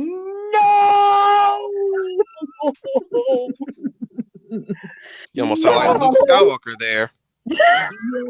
That's my Luke You did. Skywalker moment. It's like, no! Exactly. I agree. Off screen, I'm like, I can't swear here, so I'm not going to. But that I that's mean, you cheating. can. Silent Graver just left. No, I'm kidding. I got sick of them saying everything is off screen. Like, we in the audience are just these doofuses dummies that go, "Oh, gee, yeah, that's right. We paid all this money to see the Hulk happen, and you tell us to have us off screen. Okay, we'll be good little kids and take our little lollipops and go on down the street, hippity hoppity away, skipping along, skipping Oh, along." I yeah, like yeah, I, yeah. I That like how was you described that.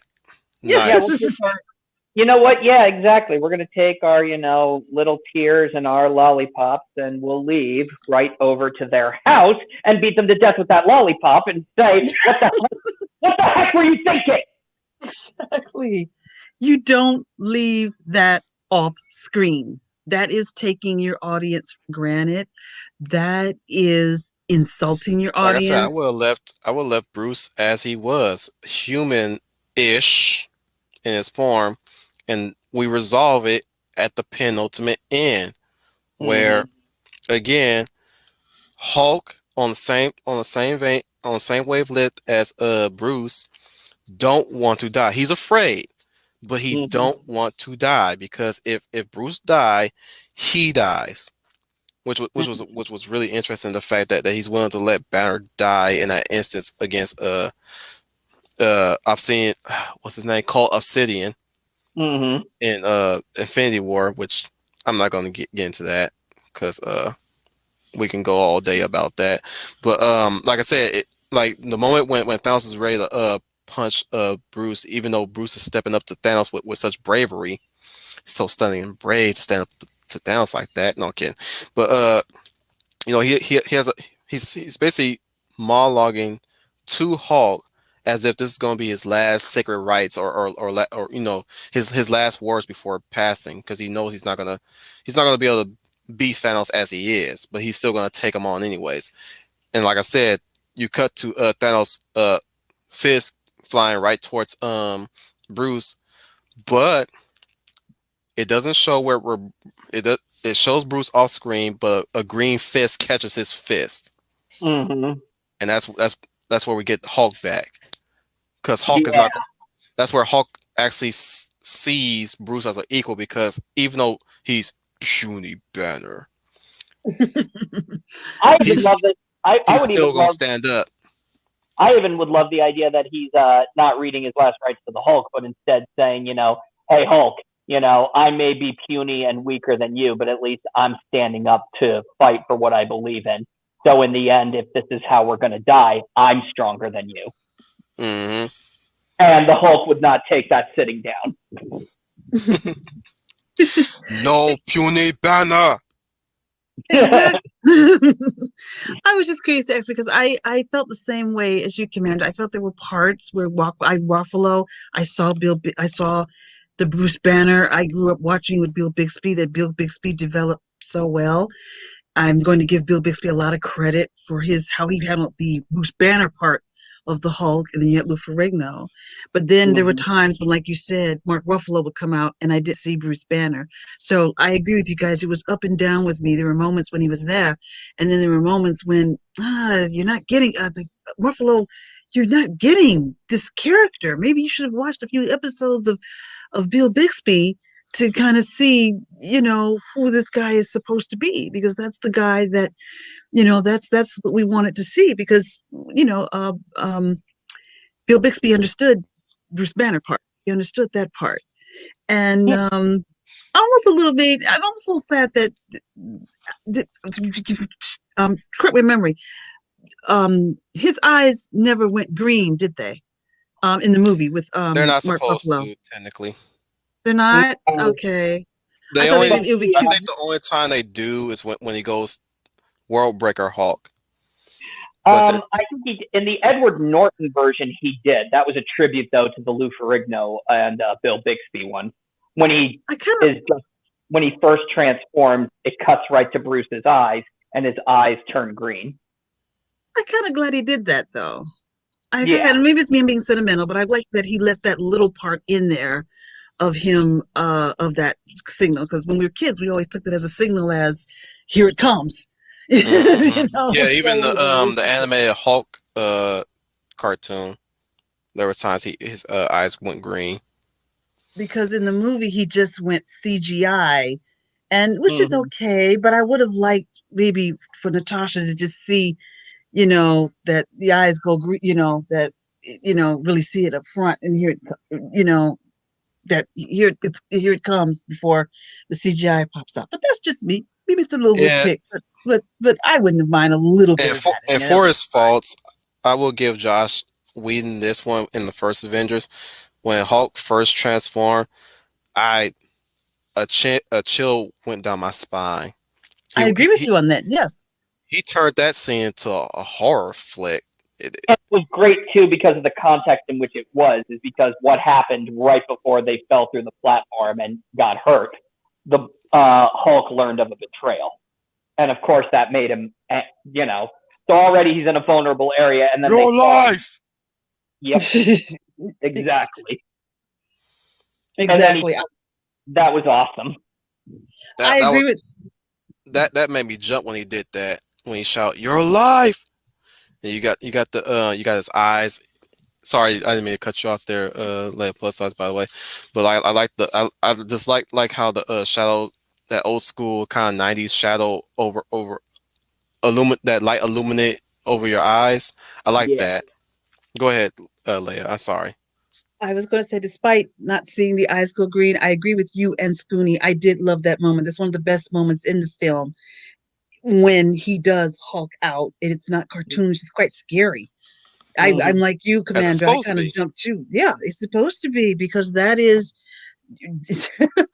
like exactly. He's you no wonder they had him locked up because they know the power of what he can do.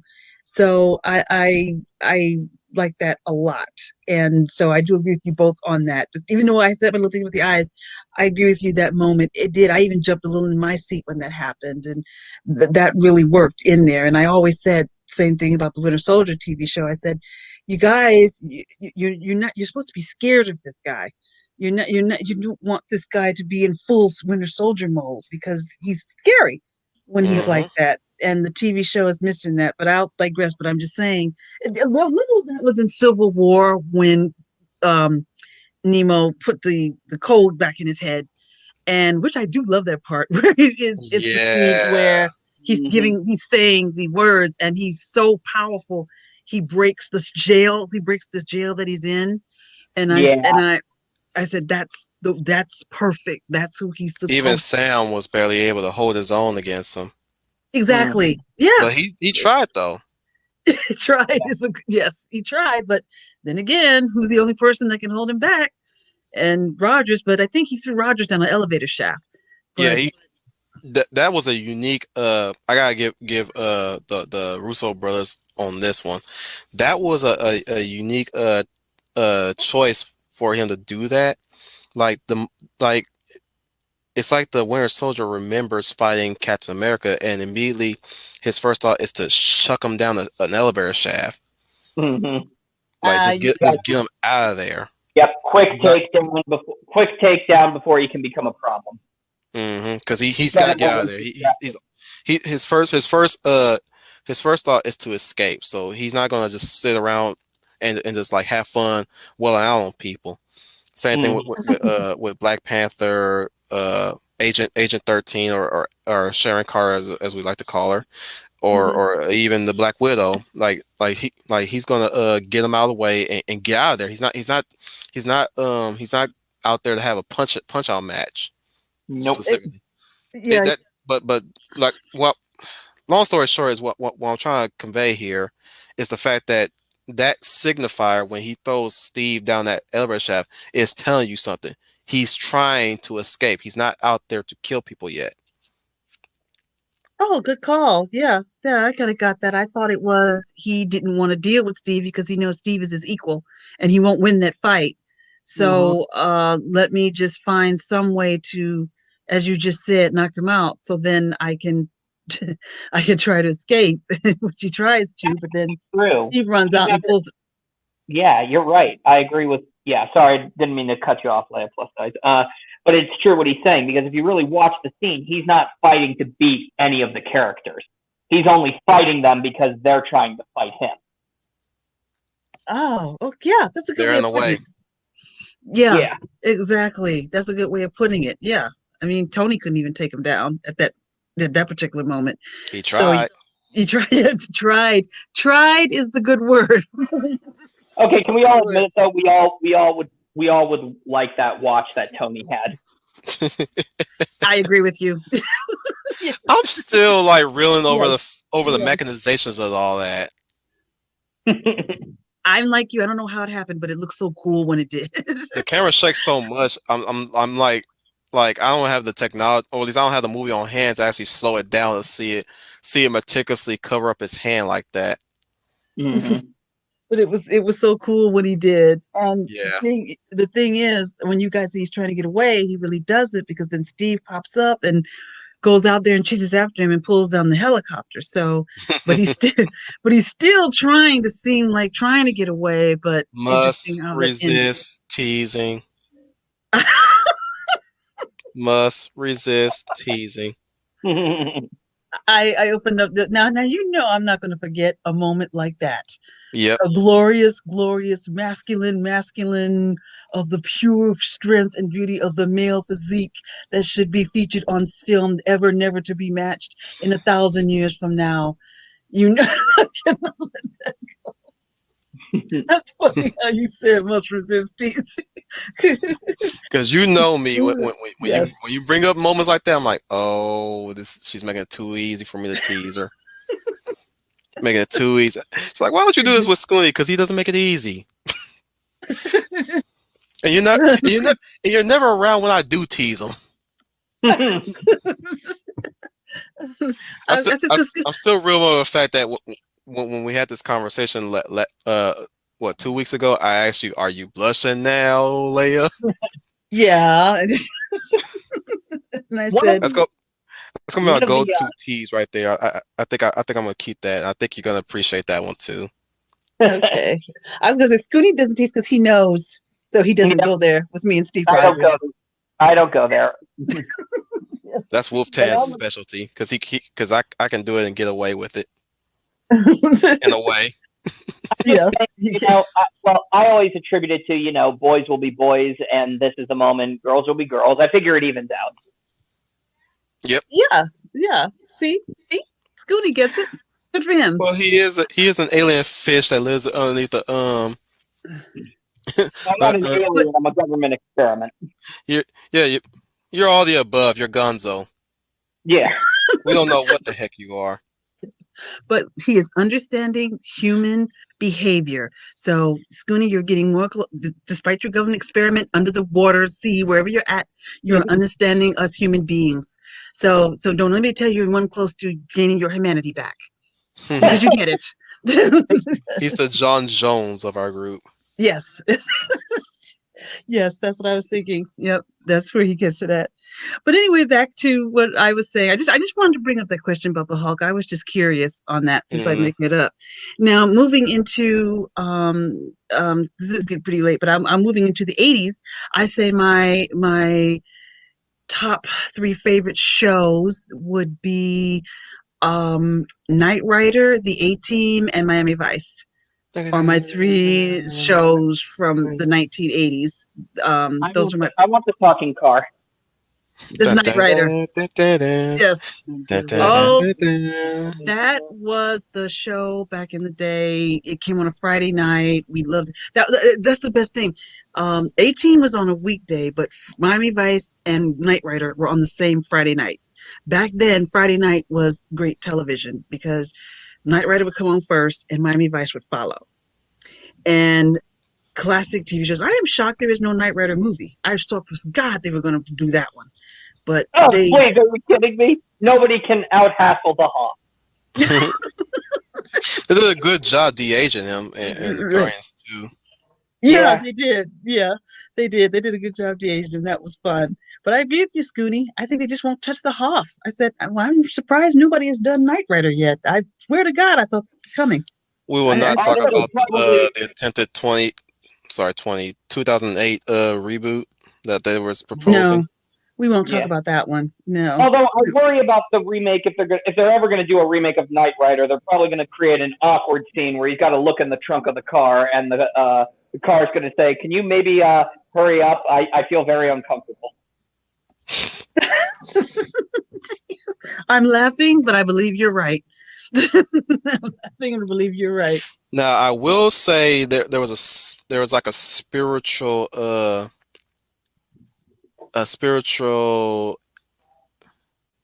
descendant, if you will, called Viper. Anybody remember that one? I do not. Barely. Yeah, I've heard of it it, was literally but I a barely. Viper. It was a souped up literal military grade Viper in the 90s. I'll share it on the group for anybody who didn't know that show existed. And there was also a super boat show called Thunder in Paradise starring Hulk Hogan. Yep, I remember that. I don't remember that.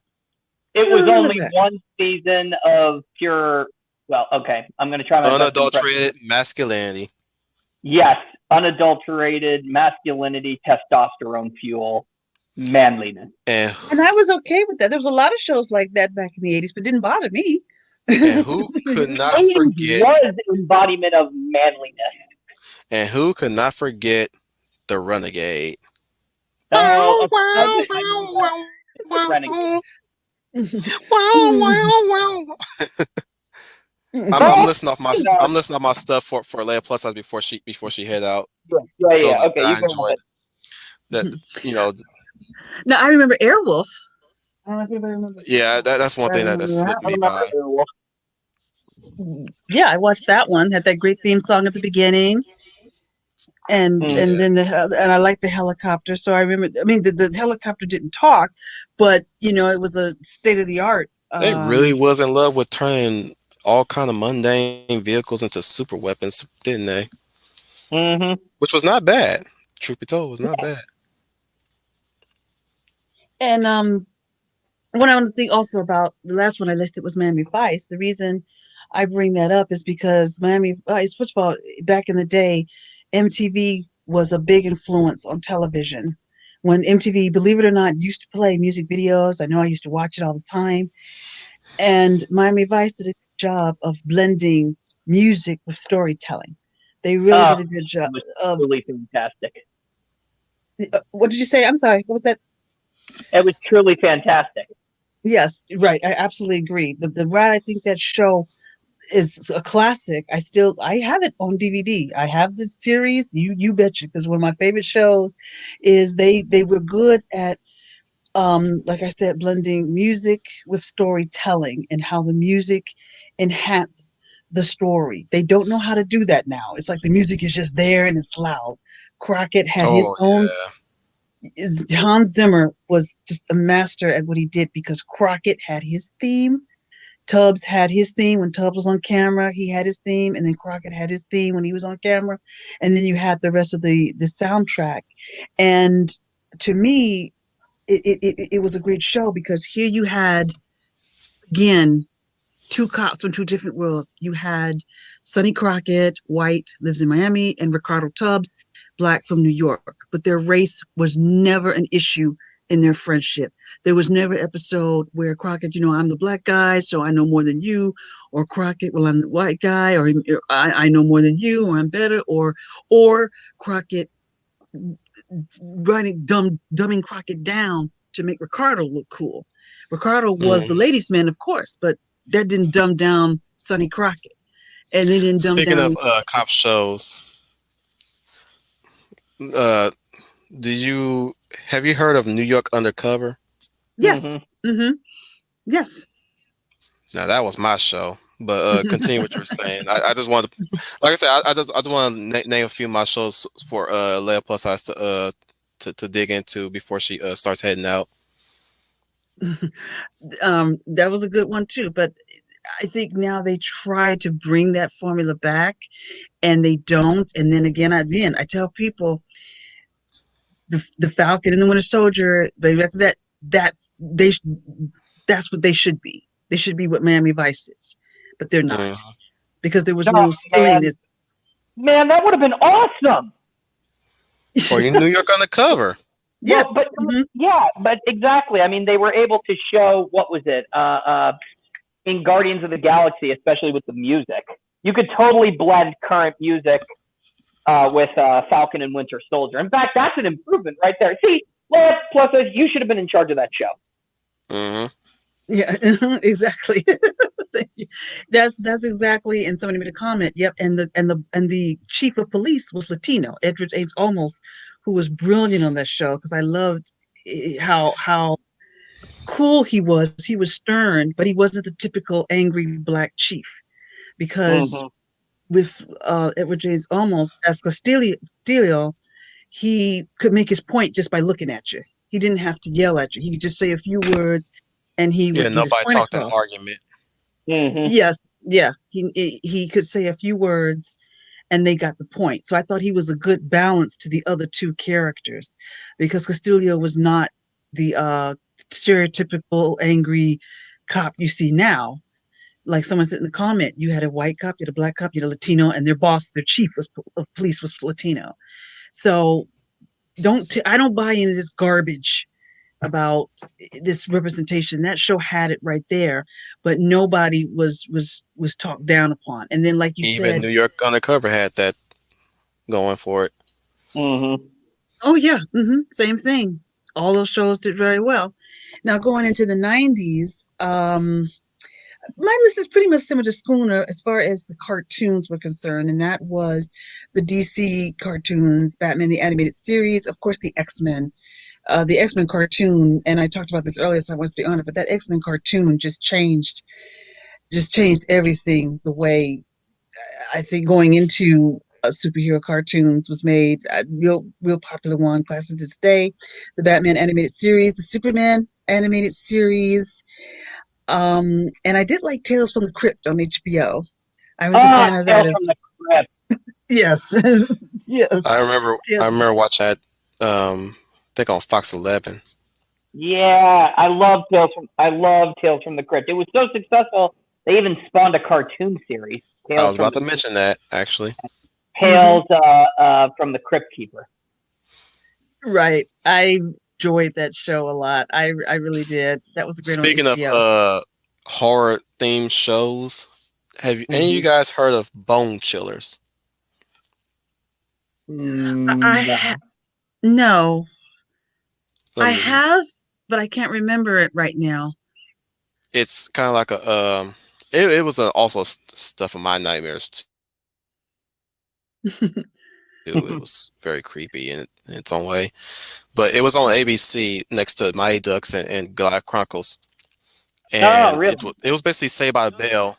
Yeah, it was basically Saved by the Bell, but excuse me, it was Saved by the Bell, but with a horror theme to it. Oh, that Like you got show. your Oh, Commander, that show. I think I know you what you're looked it talking up. about now. Yeah. I think I did watch that. That show. I didn't know the title of it. It was like they were in high school, but weird, creepy things would go on. Yeah, Is that they the were kind of one? like they were kind of like Saved by the Bell.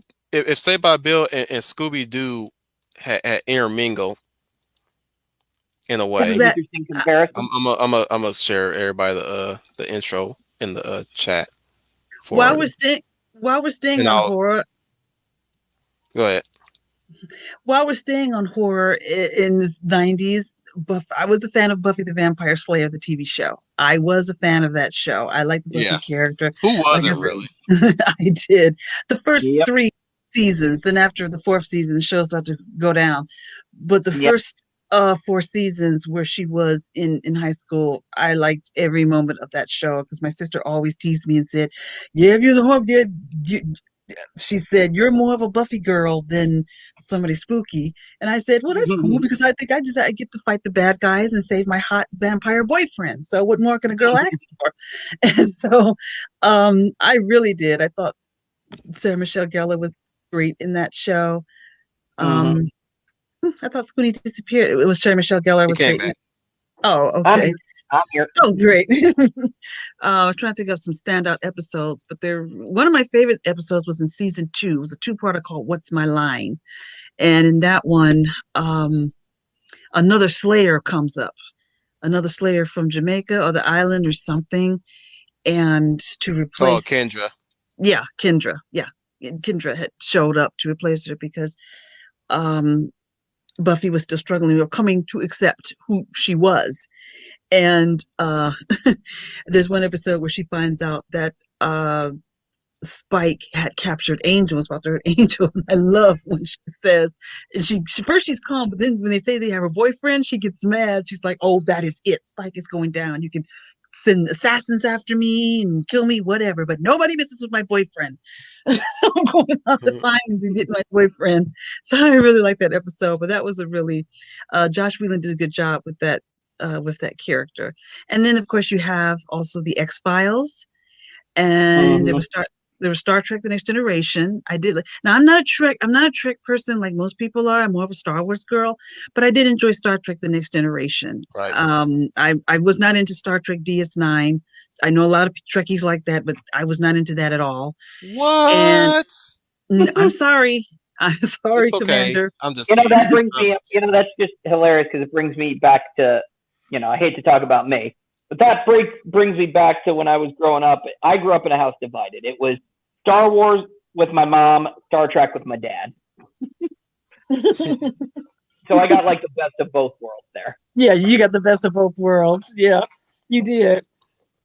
But with me, but I did get some backlash from truckers saying, "How could you not like DS9?" I said, "Well, sorry, excuse me, but the show just doesn't appeal to me that as much, and there was no Star Wars show on TV, so therefore, I took what I could get out of it. But I was They more of a Star Wars tried. Mm-hmm. fan." They sure did try with the Ewoks. Yeah, Mm-hmm. they tried. They tried, but no, they tried. Star Wars. It's funny. It's funny how how we all look at different sides that had competition with each other. That they try to learn things from each other, but they learn all the wrong things from each other. Yeah. In the case of Star Wars, it never learned why Star Trek was such a long running series. It had Mm-hmm. Star Wars could have been its own series by it. You didn't necessarily have to. Sorry, I'm flip flopping here. No, go ahead. Excuse me. Yeah. Um. What I was saying is, Star Wars could have been like what they did with the Mandalorian, of course. Like it didn't Mm-hmm. necessarily have to. You didn't necessarily have to focus on anything like like you could probably do a little Ewok story, but don't make it stupid, of course. Yeah. Or you could bring in you can create your own characters or at least bring in some people from the EU. In fact, the EU could have benefited from a series, as we all have been saying from time and time again, of course. What Star Trek should, well, they finally got their foot in sometime in the years later, in case of movies. See, it's the reverse. um yeah, it's kind of the reverse. Like they couldn't really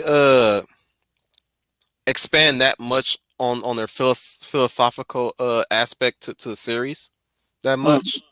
They couldn't really do that because that was benefit through the series. You couldn't really do an I guess you kind of could, but they couldn't find they just didn't find their footing in that until like Wrath of Khan, I guess. Mm-hmm. Well, Wrath of Khan was interesting because it was able to explore both in a very I don't want to say intelligent, but it found that perfect balance. Can you hear me? Hey, I can hear you, but Leia Plus I was having trouble. Uh oh. But I It think says her Wrath, devices are not connected. yeah. But Wrath of Khan found a way to strike that perfect balance because much like Star Trek, a lot of its stories, it adopted more of a Moby Dick slash Shakespeare Mm, style of storytelling, which benefited it greatly because that's what Star Trek was. Um, let me see. she's back. Oh, okay. Sorry about that. Sorry about that. Shall I continue or Yeah. Yeah, you can go ahead. what you said about Star Trek or Star Wars? It sounded interesting. Uh, Well, go yeah. ahead. Uh, I'm gonna bring up what they what's the worst aspects that they took away from each other.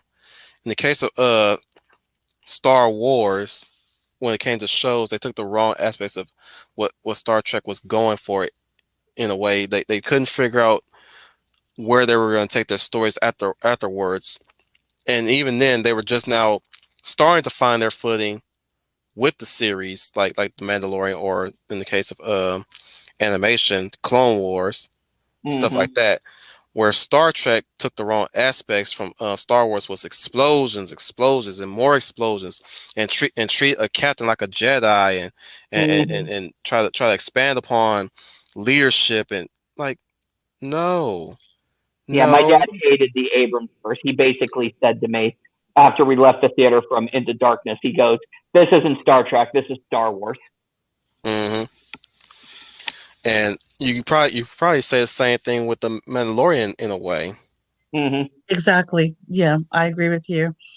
They don't know what these properties are. I've heard many people say that the J. Abrams movies, that's what they said. They said it felt like Star Wars and it wasn't Star Trek.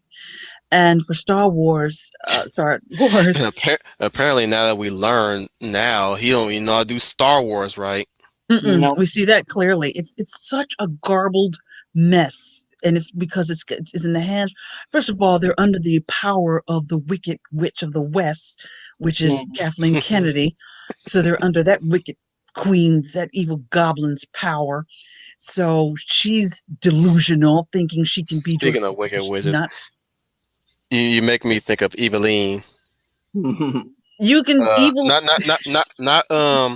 mind you, not Evelyn from Masters of the Universe. I mean Eveline from the Wiz. No bad news, no bad news, no bad news, no bad Oh yeah, news. I always joke that I agree with you. With I always joke that that's the way Kathleen Kennedy holds her staff meetings down there at But don't Lucasfilm. nobody bring me Yep. no bad news. No, yeah, we can be friends.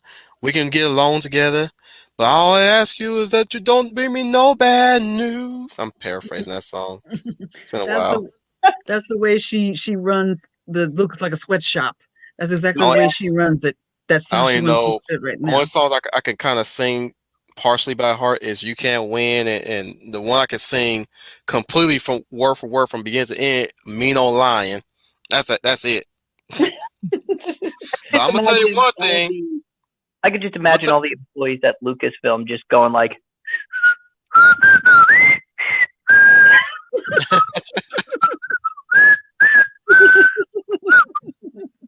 and then Kathleen Kennedy walks in, and we pull a Friends line where she says, "Yep, here we are at Lucasfilm with all of our happy little employees," and they all just I'm look up and go, I'm gonna tell you right "Ew." now. I'm gonna tell you right now. Push comes to shove. If New World Order starts happening in America, they're gonna hear a tune in the horizon when, when Mhm. when I come around. You know I'm ready to fight, turn your day to night, cause I'm a mean old wolf. Mhm. You gonna go where you're going, but don't get in my way. I'm a mean old wolf. You'll be caught in a trap when you see just who I am. And if I happen to let you slide, don't stand there, run and hide. Just cut my better side. Cause I'm a mean old lion. And then I can I see said the lion, I mean wolf. oof. And then I can see Wicked Queen Kathleen sending out her flying monkeys. Let's see now. Her flying monkeys are out there. Yeah, stop the John Favreau's of the world from succeeding. She finds out, oh, the Mandalorian's a success. Well, we have to stop that. Send out my I'm flying monkeys I'm ready and for Favreau to dip out and start his own production company, which I'm pretty sure he has. But what I really want him to do with that production company, I want him to start making his own original content Yeah, at this and yeah, point. 'Cause his first bad guy should be modeled after Kathleen Kennedy. no, exactly. no, let it go. No, Don't oh, that don't would don't be. don't hold a grudge. Don't hold a Oh, grudge. all right. We don't hold grudges here. Can we hold a little one, just a little one? For us, yes. For Favreau, we don't like let the man tell the story. Don't let him hold a grudge. We're not. We're here for a story. Remember that. First and foremost, story comes first, guys. We don't need to. Yeah, that. Let's not. He should not be petty, guys. He should not be petty. That's all I'm saying. He should not be petty. But could go ahead. Finish up. Well, sure, If you got and if I'll you got if continue. you got more, keep going. Well, of course, there's some that have been mentioned. Also, I enjoyed Hercules: The Legendary Journeys. Yes. I thought that was such an interesting take on that mythical character to Mhm. make him sort of an aspirational person instead of following the mythology or mythological story of him doing the 12 labors. It's like he's doing the 12 labors, but he's not doing it to please Hera. He's doing it from the goodness of his heart. So I thought that was an Mm-hmm. interesting twist, almost making him like his own superhero in his own way, that TV show portrayed it to be. And um like he would like he like I said, I like the way that they took the spin on that. When I look back on it, it's almost like precursor to what's happening now, you Mm-hmm. know, for the writers to take that, like I said, take a mythological character and sort of revamp him in a way, but not the way we're used to. We're used to, I know The Rock did a movie version of it, but it was more of him doing the 12 labors that Hera commanded him to do. But this one is a totally Right. different story. It's a totally different story with him. It's not like he's not scared of Hera and her wrath, you know. Nope. And Mm-hmm. it didn't get too dark because I thought maybe going towards the end of the series it would end like in the story, like in the There was other mythology. shows that preceded Hercules too that I watched as a kid around that time. It was like a slew of shows. One being uh it was an Asian story. I keep forgetting the name of it. But it was like a it was at the height where Hong Kong had its revolution with the protesters. Mm-hmm. I don't know when that was, but I think it was like a second time they did that. It kind of covered that a bit. It was it's basically like Asian. It's like basically what the Asian kung fu was trying to be, but better. It had a male protagonist, of course, and he had a brother, but still, like it was a nice show amongst other shows that didn't really reach their potential. Just Hercules and that show kind of went for it, but of course we all know which one kind of kept going until it branched off to another one, Xena Warrior Princess. Which was And that's really done well too. What you say? what go ahead, Scooney. I just said which was really done well too. Mm. Yeah, I was Xena is on the list as well. That's a great example of spin-off. And you know what's great is I love the episodes of Hercules where she made her debut. There were a couple of episodes where she made her debut, Mm-hmm. and I really like those episodes. And you could just but the thing is, She started out as an Amazon. Remember that?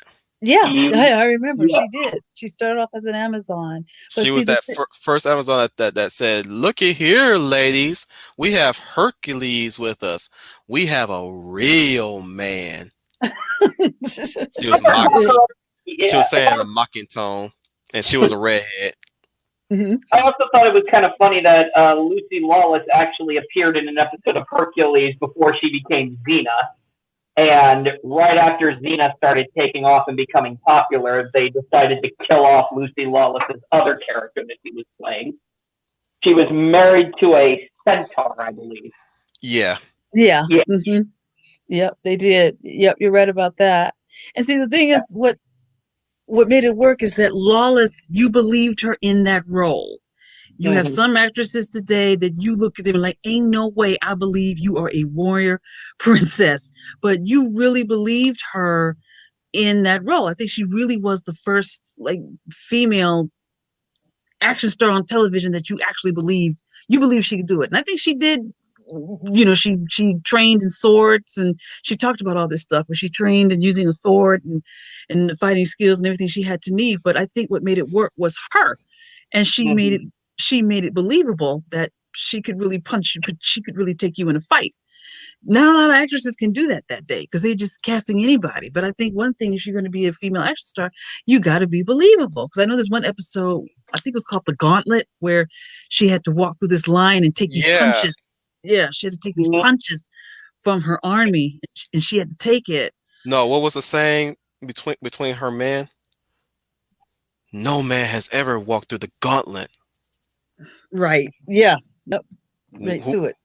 who made it through the gauntlet? A woman. Hmm. Yep. But see, Wolf, it doesn't hit you over the head with that message. It doesn't shove it down your throat. You never Well, it's feel it because once. you're not rooting for her because she's a woman. You're rooting for her because she's Xena. You're rooting for Xena, not because as the You Xena the want her to character. survive. You want her to survive.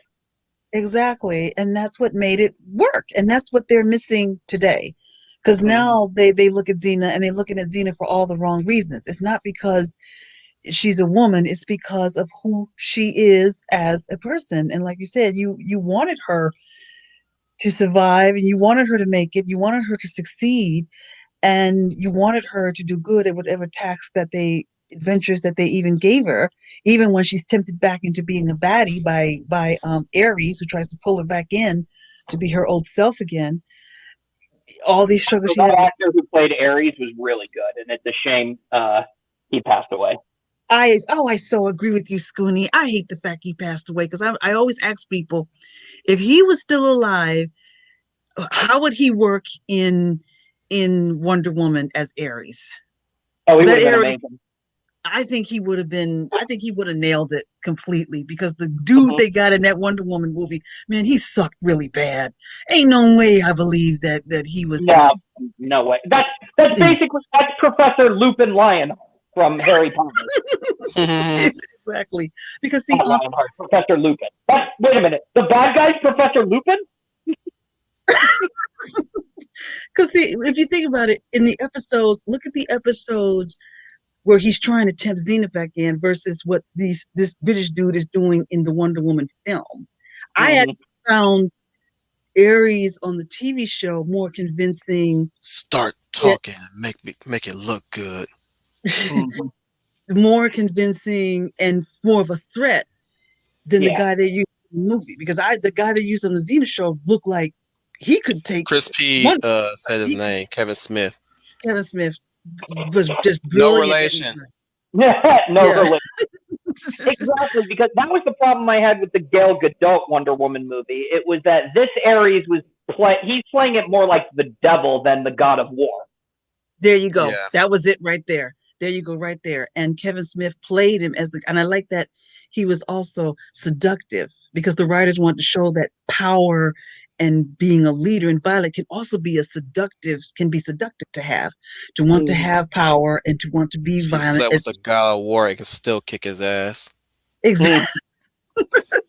Exactly. And I wish that was in the Gal Gadot movie because could be a foil to Steve Trevor. You have Steve Yeah. Trevor, righteous and good, and then you have the god of Ares, seductive and powerful.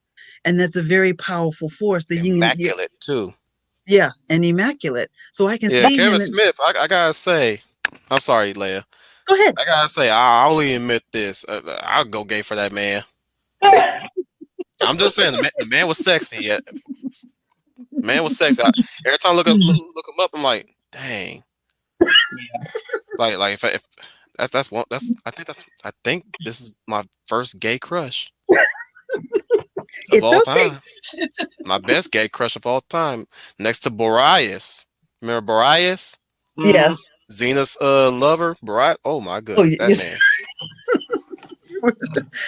It was the accent. It was the accent. No, I'm kidding. But back to what I was saying. I mean, what was it in the even in the I think it was the 2008 animated Wonder Woman movie. Alfred Maloney, Doc Ock, played Ares so good too. Yep. I agree. Yeah, I saw that and he was great. He was great Mm-hmm. because that's That's that not what you said when you came to bed with me. Yeah, he goes. You seem as eager to meet me on the battlefield as you once did in the bedroom, Hippolyta. I only hope you prove more skill in this arena, Ares. Ah, you make me want to rewatch it now tonight because I did Says, rewatch it and boy, is it still great. and I My love he wife goes. was enjoying it too. I but love the like report though he gives. He just basically goes, "Oh, fear not. This carnage feeds my soul, feeds my strength. For you may be the queen of the Amazon, but I am the god of war." And it echoes as he says that. and What you gonna that's the say?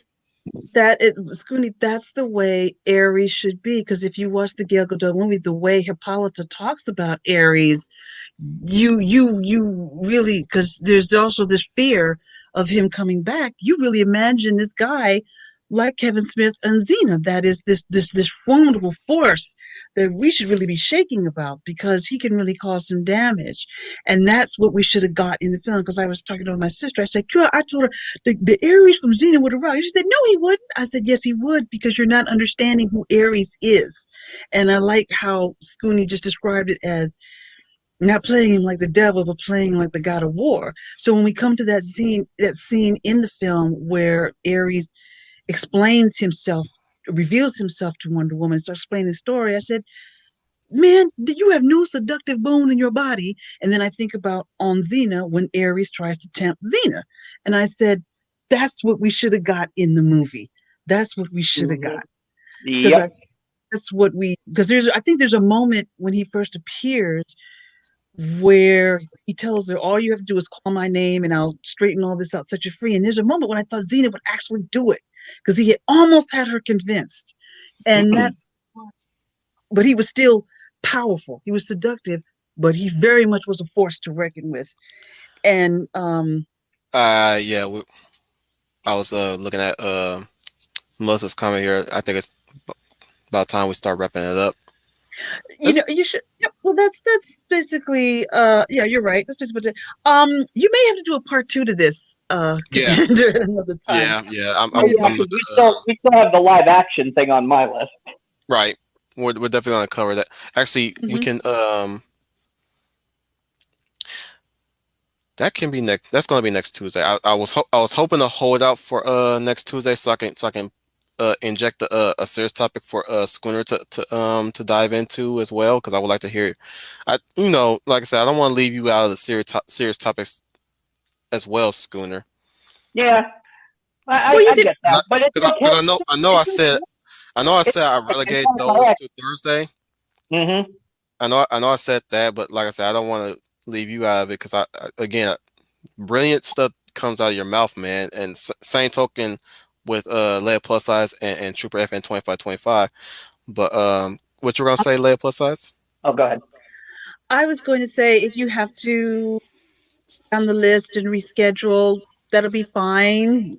I mean, we don't want to interrupt your flow, but it's already it's totally up to you. But I think with this list, you may have to do a part two because, like we didn't get the Scoonies live action stuff, Right. and then Yeah, there are other. we can cover my Mhm. animation stuff and then yeah, we'll fall through with Schooner's live action. We'll pretty sure you got more live action to cover as well.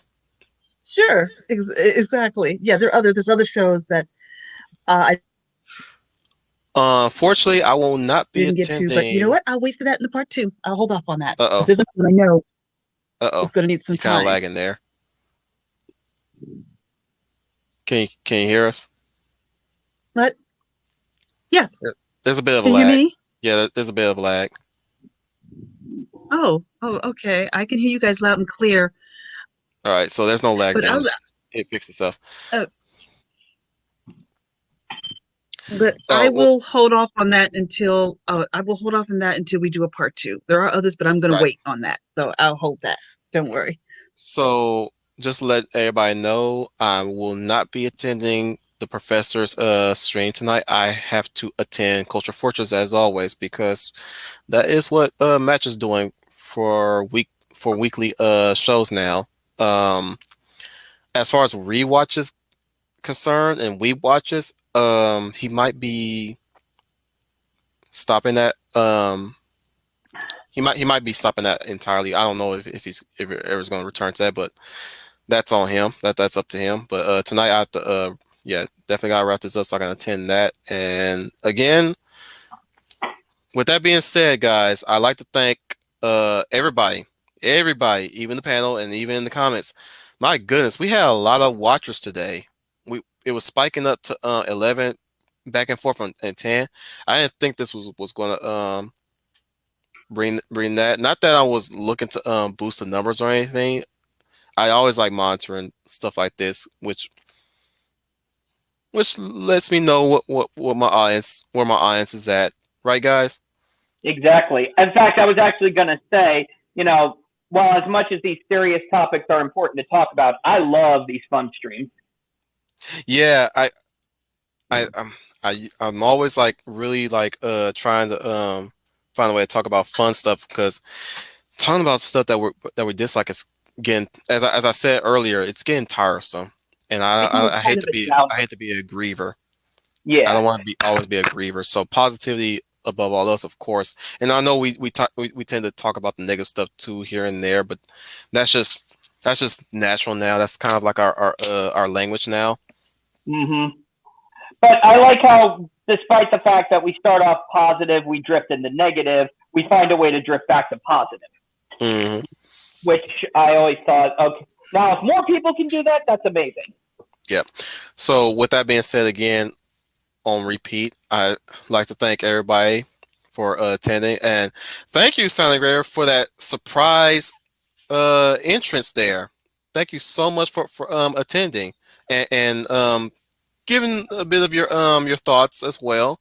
So if you catch us in the backwatch, I really appreciate you jumping in unexpectedly. Which Big even Al, if it's we always love Big Al. Big Al's a regular, so yeah. Oh, we lost Leia Plus, so she might come back. She might not. We'll see. But yeah, Big Al, he's not a surprise. He's a regular. But Silent Grave, she's kind of rare because she's a busy woman, of course. Mhm. I would also like to thank those for sharing. You got sharing a lot of good stuff. Now, unfortunately, Green Lion Girl, she was mentioning a particular show. I didn't get. I'm sorry, I didn't get a chance to bring that up, but I will next Tuesday, definitely. I'm not gonna say it right now, but definitely, it's one of those shows I wanted to bring up too because it's very obscure. I wanted to bring up a lot of obscure '90s shows when my turn comes up, of course. Yeah. But we'll get to that next Tuesday. So, Green, if you're still here, or if you want to catch us in the backwatch, I will definitely be talking about that particular show that you were mentioning, and she was very excited for me to talk about that definitely. Um, so if Lead Plus Size didn't show up, I guess we'll start beginning to wrap up. But let me tell you what's been going on. I think today the professor is going to do heroes heroes his little heroes thing where he invites a guest over to talk about their favorite heroes and stuff. And today I believe his guest today will be Daniel Heron, the Birdman. Mhm. Hop over to us, me, H Boomer, Troy Pacelli, and Mr. Matchstick for Culture Forces, where we talk about shows that have not been touched by the woke, or just any show that hasn't had been slandered by the woke yet. Tomorrow we'll have Greenie again with her Final Fantasy VII remake continuation. Songs of Berman sharing that same slot with Dan Herent, Age Boomer, possibly. But definitely we'll have the Lady of Valor join them as well. I'm not sure what movie it is, but they'll be discussing the soundtracks. I need to go over there and see what his show is really about so I can really give better information about his shows. That's something I need to work on. Thursday, we'll be talking about why you should not be editing someone else's artwork, even if you have a problem with it. So definitely, that's a serious topic. That dang it, Schooner. I wish you were with us that Saturday. You mean that Thursday? Yeah, Sorry, but then say yeah, Saturday. Yeah, scheduling I'll be there conflicts. in spirit. You can Yep, hear me, and I'll catch you guys in the backwatch. I'll pop in every here and there. right. But but next Tuesday we'll get your thoughts on it as well. So Yeah. Chris P says they're doing the shadow tomorrow. Dan Harron's doing the shadow tomorrow. Thank you for that, Chris P. On that same day, the professor and Al will be continuing Red Harvest. So check that out as well. I think Fan Man might be doing something either Wednesday or Thursday or maybe Friday. Probably Fan Man with fans on Friday. I believe Greenie will probably continue either OG Final Fantasy 7 or she'll be continuing her Seventh Heaven build in her Sims video. I have family visiting this Friday, so nothing's going on my end. I don't know how long that's going to take, but I'll probably try to catch those streams as best I can. But Show yeah, I them got your family live visit streams. Show them your live streams. in time, in time, in time. Not ready to share that with family yet. Okay. In time, but Saturday I do believe Ma Pacelli has a rewatch. Her and Papa Pacelli are probably doing the Adams Family this Saturday. Ooh, which one? The first one. Ooh, very nice. Uh, Sunday, nothing on my end yet, unless somebody from Finland contacts me. Or, but of course, we have Matthew Flint and Troy Pacelli doing their morning stream. This time, talking about I believe the fourth season of Ben 10 or the third season, one of those. Uh, same, somewhere.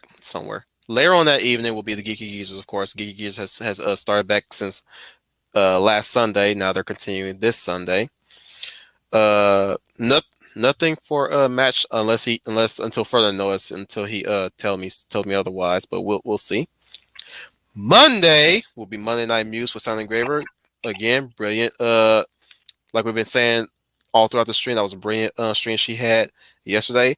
Hopefully, Mm. she'll still bring in the magic this Monday. We'll see though.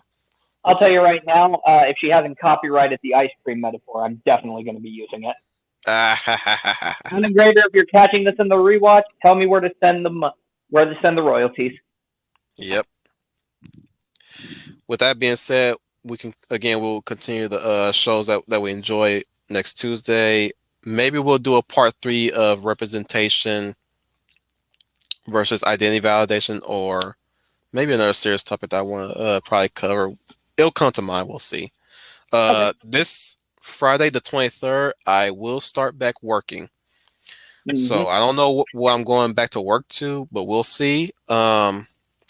This will not change Wolf Commander Rambles though, because I work through the weekend once we start back. So it'll be sadly I won't if anybody will be hoping to catch me in any rewatch with say Big Al or the Pacellis. That's not gonna happen during the weekends if I get back to work, because I work in the evenings Nice. and I work. Uh, Fortunately, on Sunday I work mornings, but we'll see. Other than that, I'd like to thank everybody. I'd like to thank the Lady of Valor. Sadly, she disappeared on us. But she says her goodbyes in spirit, of course. I'd like to thank my coworker here. Sad, funny. No, yeah. I really need to work on closing out these streams. I like to thank Schooner Tuna for joining us today. As always, he's the fun guy. So again, fun stream. So go ahead, sign us out, Schooner. Okay, just be sure, and I'm going to take this from Mr. Trooper FN2525. Don't sue me. But if you enjoyed our topic, like, share, and describe, and drop a comment down below just to see if we missed any TV shows or movies or any series from the 70s, 80s, 90s today. Just tell us what you enjoy. We would really appreciate it. But in closing, go ahead. Definitely do comment down below 90s and well guys, if you're gonna comment any show that you want us to talk about next week, please put the year that it was released in so that we know where it's from, when it was from, and all that jazz. So definitely comment down below for Mm-hmm. any suggestions that we can talk about, because 9 out of 10 we probably seen it. You never know. Don't be afraid. Don't be shy. Again, this has been your Wolf Commander, Wolf 10. I'm your world. This has been Schooner Tuna, and I'd like to thank everybody, especially Leia Valor. Sadly, Trooper could not be here with us, but this is goodbye to him too as well. Take care, everybody. Stay safe. Have a good night, and eat your vegetables. Ow!